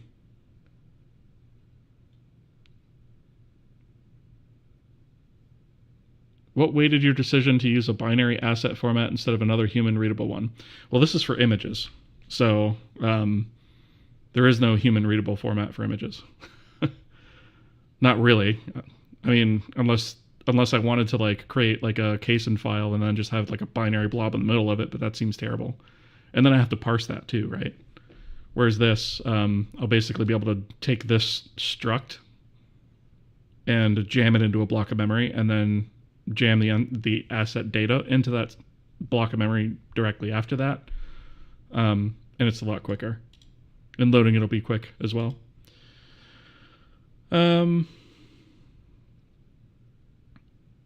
made me look up Unreal's docs out of curiosity. Holy crap, they've revamped their docs in the past few years. Yes, they have. What's magic? So, magic is a magic number that we are going to input at the beginning of all of our binary asset files, right? So it's a specific number, which in this case is just designated by this hexadecimal string here, right? That I can check against to say, is this a legit asset of ours, or is it some other binary resource that we don't care about? So it's just a way for us to validate that, yes, this is one of our files, and it's the very first thing that appears in the file header. So when we go to parse this out, we can look at those bytes and say, is that equal to this? And that's what that is. Magic, not maggot.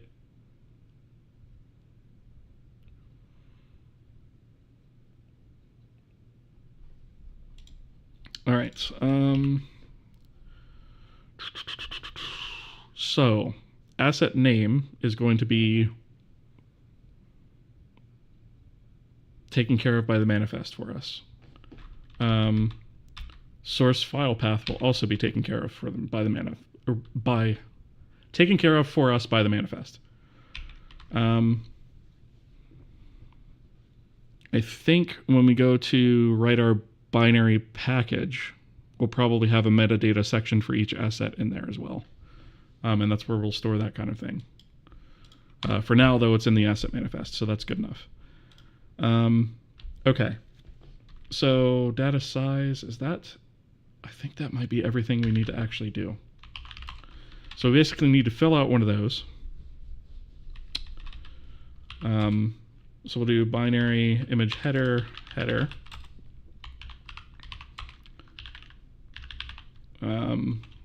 And if I can spell it correctly, we'll do a height equals asset height, header.width equals asset width, header dot channel count equals asset channel count, header, I guess we'll do mip levels next, equals asset mip levels, header, let's see, format equals asset format. All right, so we need to add a couple things here at the top. So header magic is going to equal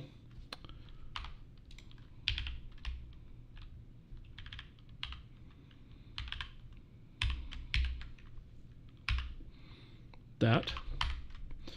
Header version. Let's see, we're serializing this, so we're going to set that to 2. Actually, we're going to set it to 1 because we don't have a binary image yet. So we're just going to set that to 1. And then every time we improve the capability of it, we'll increment this version that we write out. And when we go to read this in, we can say, okay, what version of this is this, and what capabilities should we support with it? Okay, so we have that. Channel count with height. Data size is the only one that's left. Okay, so data size, we're going to have to... Oh, do we have...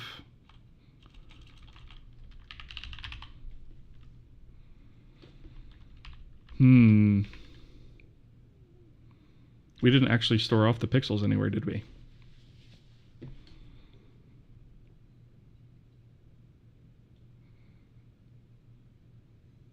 So we can calculate, based on the format, channel count, width, and height. We can calculate how big it is, but we don't actually have the data.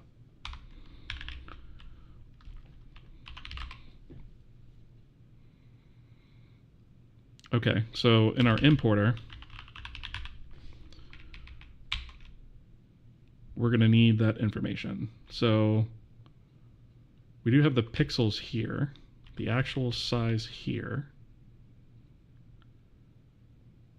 I guess we just didn't save it. I guess we didn't get that far.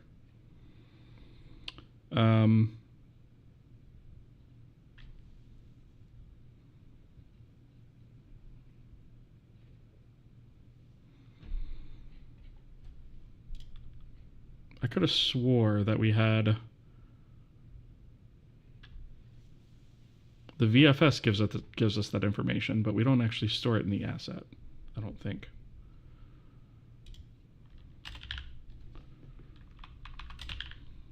The base asset doesn't have it either. So I think we're probably safe to go ahead and include that at this level. We'll go ahead and say U64 data size. And then let's do a union. And we're going to say void pointer bytes or constant character array text.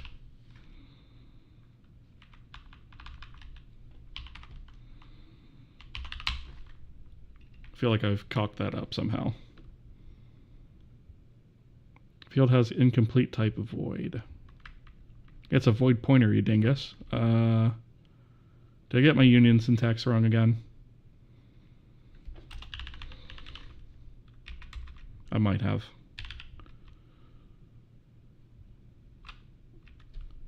Oh, it's not a comma, it's... Okay, you know what? This is what I want anyway. Okay. Oh, Dr. Elliott, thank you for the Prime. I appreciate that. Thank you for the support.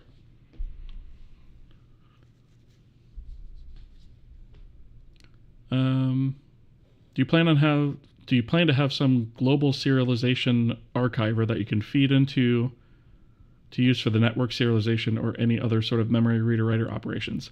Eventually, yes. The problem with writing like a generic serializer is you really need like some way to have reflection, which becomes an issue with C because we don't have const expression, which you kind of need for that. So I haven't figured out a way around that yet. Backwards compatibility hell incoming. Oh, you mean from the versioning stuff? Yeah, probably. To be completely honest, though, until we hit 1.0 with this engine, I'm probably not going to worry about it at all. I'll probably just keep, I'll have breaking changes within the same version. Writing serialize, deserialize, etc. for every message really does get overwhelming. Yeah, exactly. I wouldn't want to do that.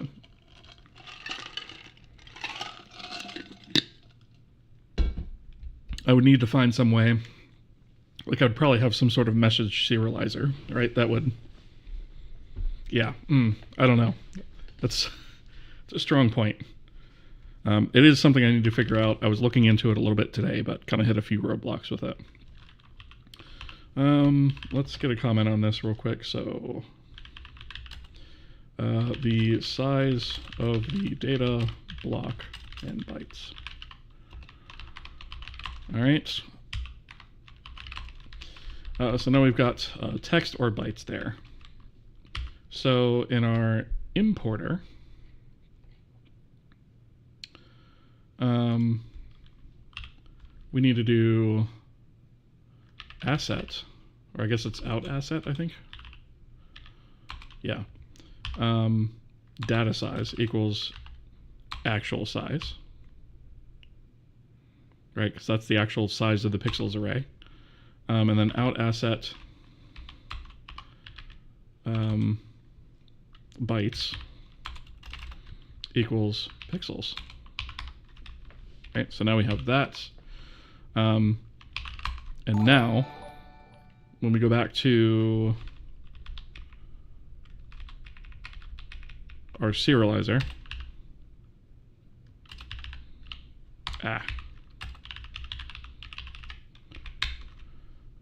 we actually have some stuff to put in here. So header data size equals asset data size, and header, what did we call it? Oh, it's not in the header, it's the rest of the file. Okay, so what should be that? Thank you for the follow, appreciate that. Let's see. Oh, shouldn't what return null? I know that message was a while ago, Riley. Sorry about that. I've probably since moved on. All right. No member named data site. What was it? Isn't there though?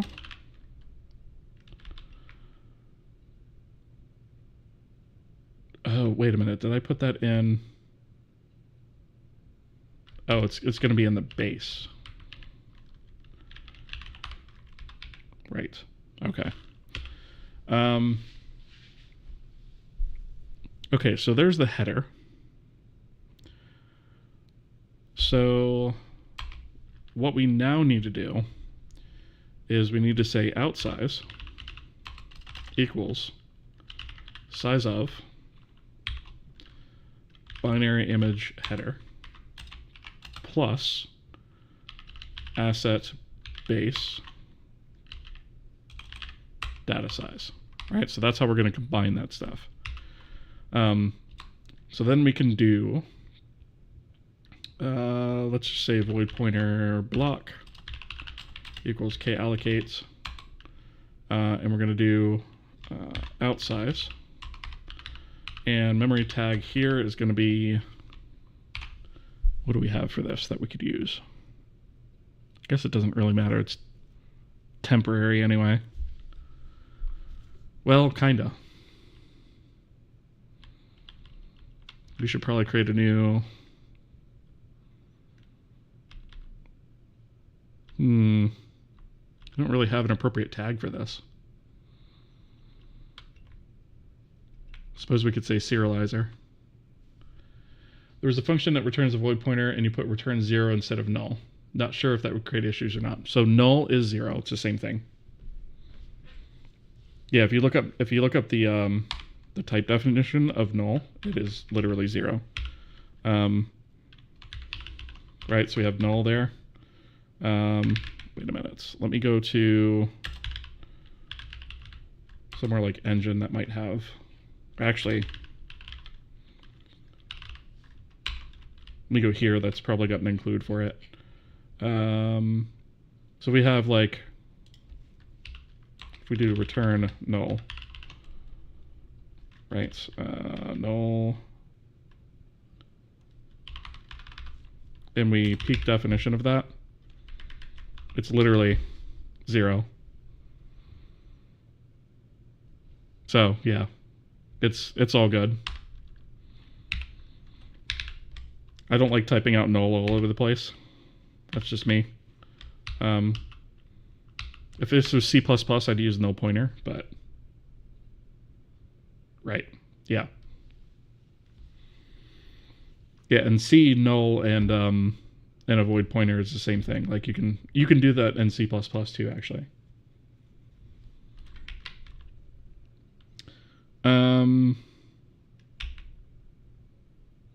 Where was I? We wanted to allocate this. Oh, we needed a memory tag. That's what it was. K memory. Let's add a new tag. Let's see, where do we want to put this? We have platform, memory tag. I don't know if that's going to be too long for our string half of this, but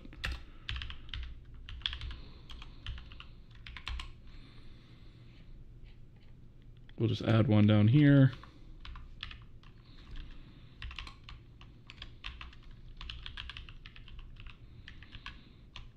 Barely fits. Okay, cool. This is just so it shows up in reporting when we actually print out that string, right? So if we didn't add that, we would get an assertion on that. Okay, so memory tag serializer. Okay, so that's going to be our block of memory that we're going to serialize to. Then what we can do is we can say k copy memory. Destination is going to be block. Source is going to be the address of header, and the size is going to be size of binary image header. Right, so that'll copy the header into that block. And then we need to do one more. So k copy memory. And we're going to do this time, let's cast this to a U8 pointer. And we're going to say block, right? Because some compilers don't like pointer arithmetic on void pointers. So we'll cast that to a U8 block, and then we'll add to that the asset base data size. And then the source is going to be the asset base data, or was it bytes rather? And then in this case, the size is going to be, again, asset. Oops, wait a minute. This is wrong. That would have been a nasty bug. This needs to be size of binary image header. This needs to be base data size. Okay, so essentially what we're doing here is we allocate one large block for the whole thing. We copy the header in, and then we move the pointer past the header and copy the data in to that, right? And since we know that this is a binary image that we're serializing here, we're okay to use the bytes because that's what we know we've assigned to. If this was like a text serializer or something like that, we would then want to use the text instead. Okay, so we've copied that. The only thing we need to do now is return block, and we're done. So that's our serialization. Not too complicated, right? Evening Gandalf. I appreciate that. When do we get to the seg fault? Well, I don't know. We haven't had one in quite a while, actually. Really like how Unreal's archiver system works. Nice. Yeah, I do like the way that they've done packaging. On the surface, anyway. Something about writing files with custom file headers is very satisfying. I agree. Yeah. And this is the way that we're going to standardize it going forward. This is one of the reasons I'm doing this asset system overhaul, is because we've kind of hodgepodged it and made things very ad hoc. And this is, doing things this way is a lot cleaner. You're going to assume Rust is what triggered automod? No. I didn't see that there was an automod message, actually. Weird. Does the beard grow proportionally to the number of days worked on the game engine? So, if that were the case, it would be much longer, actually. I've only had this been going for maybe a year at this point. What's the magic wizard theme going on here in chat? Psycode, how's it going? Good to see you. Any particular reason to also include channel counts in the image? Wouldn't format suffice?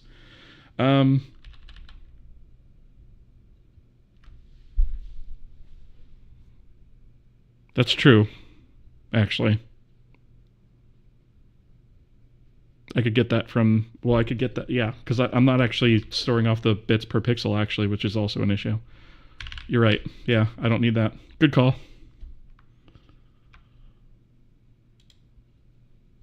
Let's see. Not that it matters too much. Yeah, no, it really doesn't, but what the heck? We can figure that out from the format. That's a good call. Is there anything else in here we don't need? No, I think we need everything else in here. Okay. So now the deserialization is where we've basically got the binary block and we have to do the opposite. So thankfully, actually, this is much easier. So obviously, if we don't have size, or we don't have block, or we don't have out image, we can't do this. Cannot serialize, or deserialize this time.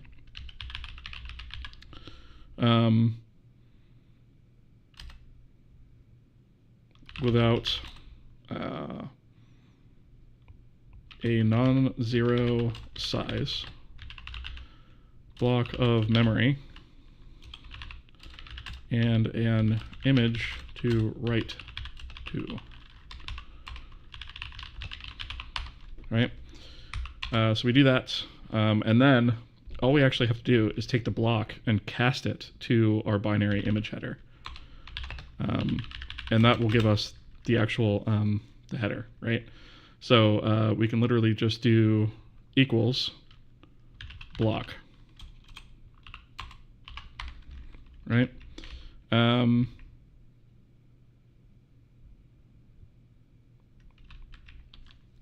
So then what we can do is when we go to deserialize, let me think about this. So when we go to deserialize this is how large the incoming block of memory is. So what we need to do is we need to take the information out of the header and say, hey, is the size of the header plus the data size equal to the size passed in? If it's not, then we have an issue. So the very first thing we'll check is if header magic is not equal to asset magic.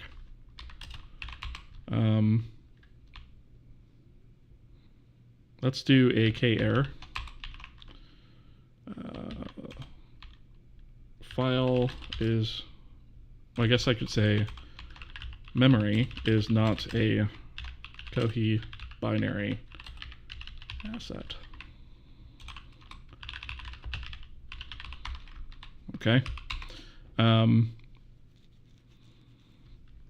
Then I guess we could do the size comparison next. So we'll say if header dot data size plus size of binary image header is not equal to size, then k error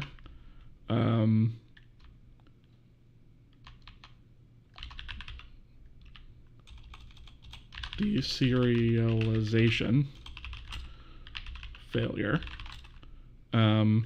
expected block size and block size mismatch. Actually, let's just do this. Put a slash in here, and then we can do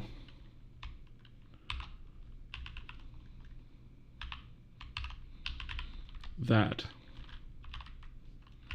And we'll say expected block size, which is going to be the header, data size, and then, well, okay, you know what? Let's actually, we need this more than once. Let's make a variable out of that.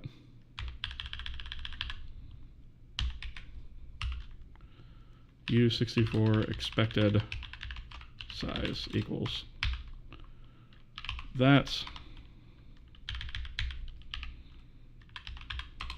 expected size. Now this can be expected size and then size.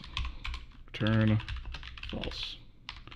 Right, so we've got, you know, a little bit of verification there to make sure that things are kind of somewhat sane. Otherwise, we're basically just going to copy over the properties, the opposite of what we did up here. So we'll do we'll do out image height equals header height. Out image width equals header width. Out image MIP levels equals header MIP levels. Out image format equals header format. And then out image, let's see, base data size equals header data size. Okay, so that should be, let's see. Oh, we need asset version, I guess, too.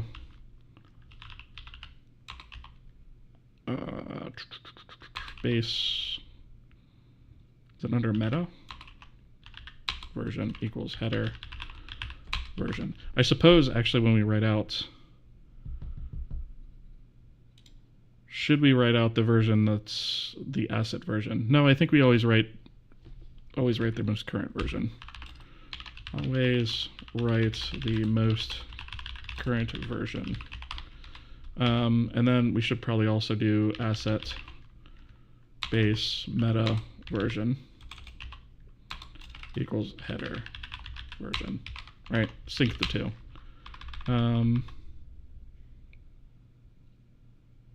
Oh, the asset's const. Shoot. All right. I guess next time it loads, it'll catch up.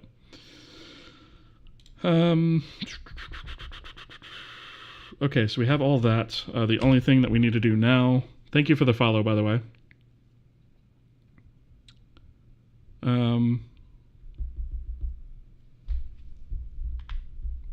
The only thing we'll need to do now is actually the block of memory. Let's see. Yeah, I was telling you I'm not a Rustacean to allay my fears. Yeah, fair enough. Is there a reason you don't use cstruct literal notation for your header assignments?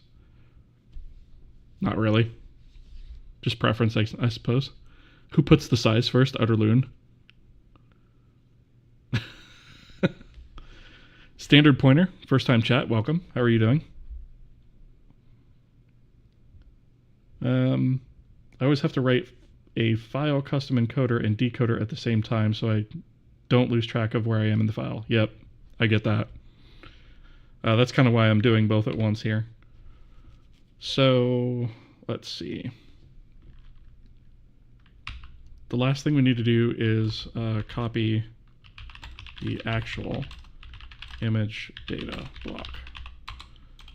So we'll do a out image. Well, actually, this is a image that has not yet been deserialized. So out image base bytes equals kallocate. And we want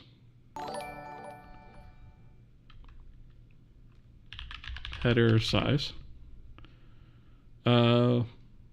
Lemnine, thank you for the follow. Appreciate that. Thank you for the hydrate redeem, by the way.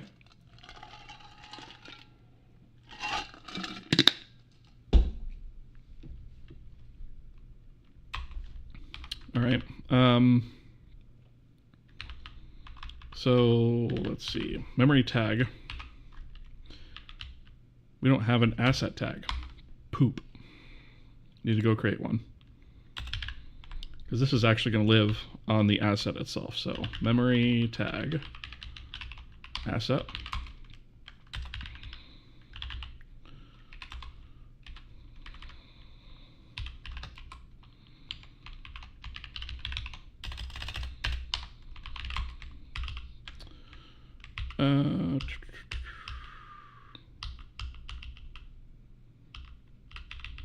Why did it bring me there?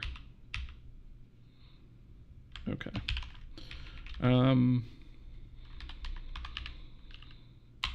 There we go.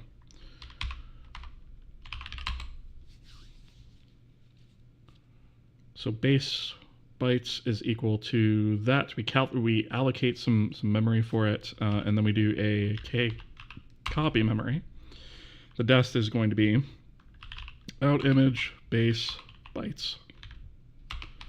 The source is going to be, we're going to take the block, and we're going to shift that by size of binary image header. That's going to give us that address, and then the size is going to be the header data size. Okay? So we copy that into the actual image block, and then we're done. So return true. Okay.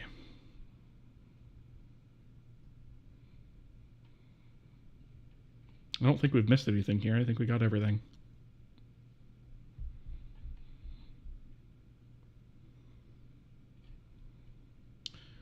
Okay.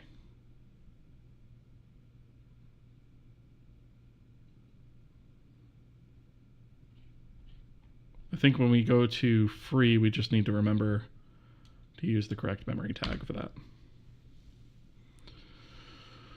All right.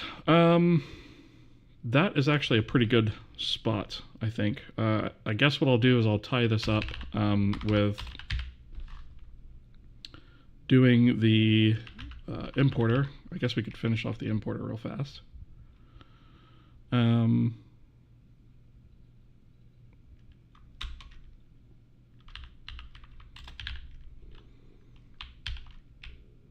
So that's where we had this.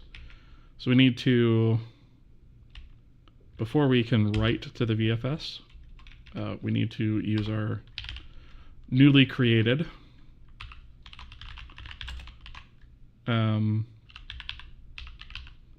serializer.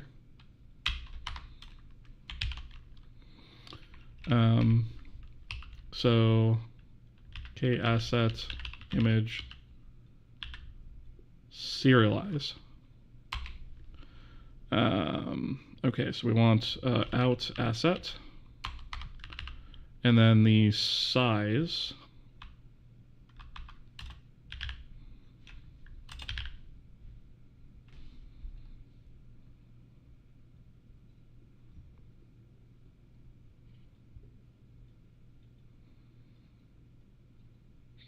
do I really need to know this? Do I care about it in this case?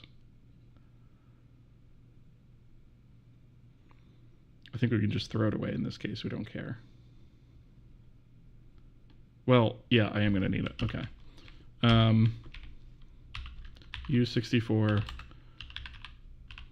serialized block size. Right, and then we'll just do address of serialized block size, and then do void pointer serialized block is equal to that. Why is that? Oh, we need typed asset here.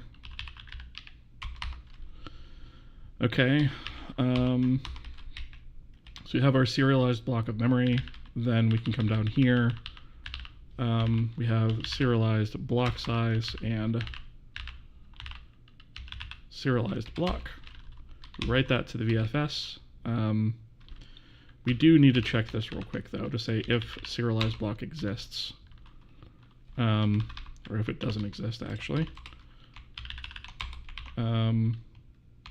Image, I guess, binary imageization failed. Check logs. Thank you for the follow. Without hydrate redeems, Gandalf will die of thirst. Yeah. I've actually been chugging water and Gatorade like all day.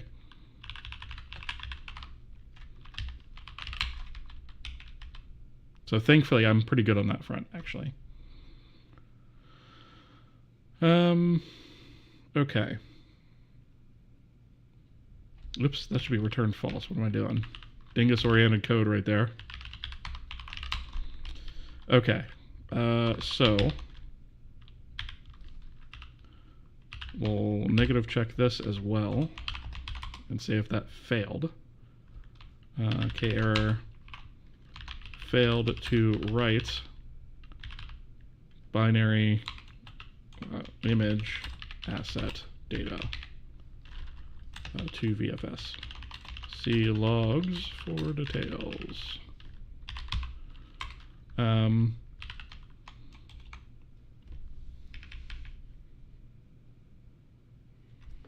Do we do any...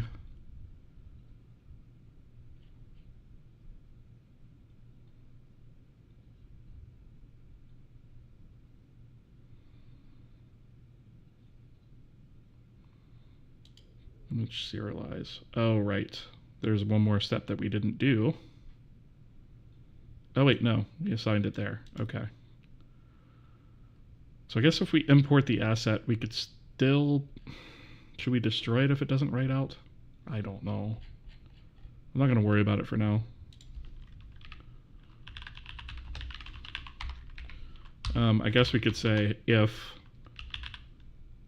Actually, we don't need the serialized block either way. So let's do this.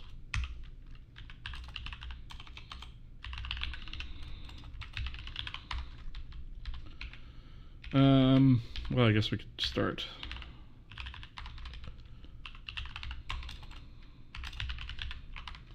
Right, and then either way.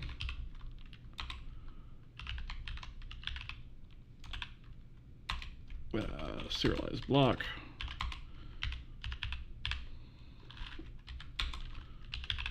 Serialized block. Serialized block size. Mem tag serializer. Right, so we don't leak that, and then we can just do return success. Okay.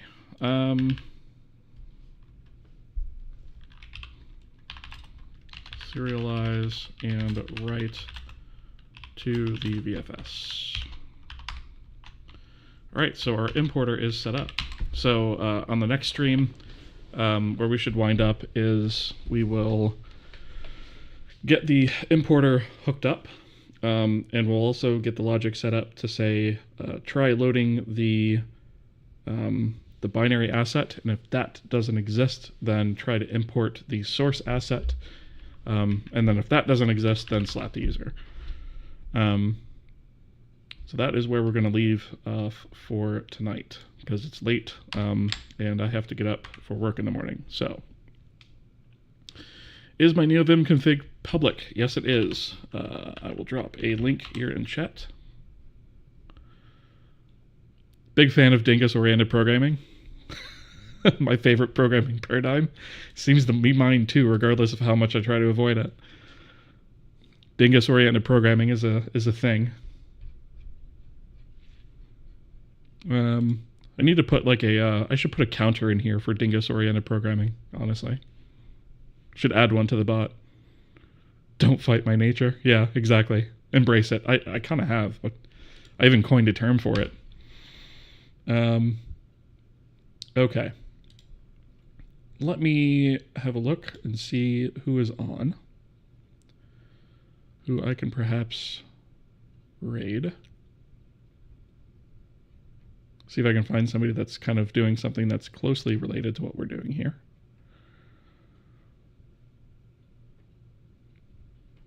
Ideally, somebody that's like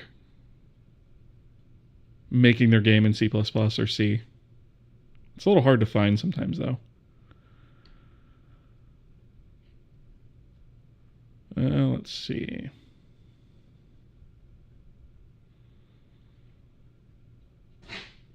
Probably. Let's see.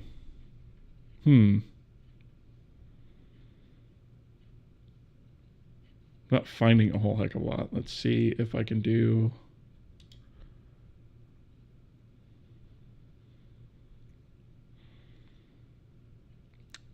trying to follow or like raid somebody new.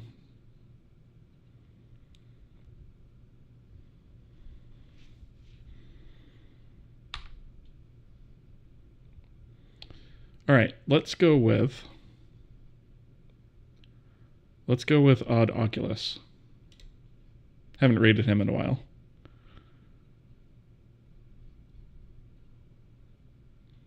So he is working on an RPG using Unreal C++. So we will raid his channel. Thank you guys for being here and all the support tonight. It was really awesome. I really, really appreciate it. Thank you guys very much for that. And we will pick up tomorrow night around the same time. And we'll pick up where we left off. I'll also commit this code and push it up off stream right after I finish up here. And yeah, we'll pick up tomorrow night. So thank you guys so much. If you haven't already, I would greatly appreciate the follow either on the Twitch side or the YouTube side, or both if you so desire. I'd greatly appreciate it. And yeah, that's going to do it for the stream tonight. So thank you guys. Appreciate it. I'll see you guys next time.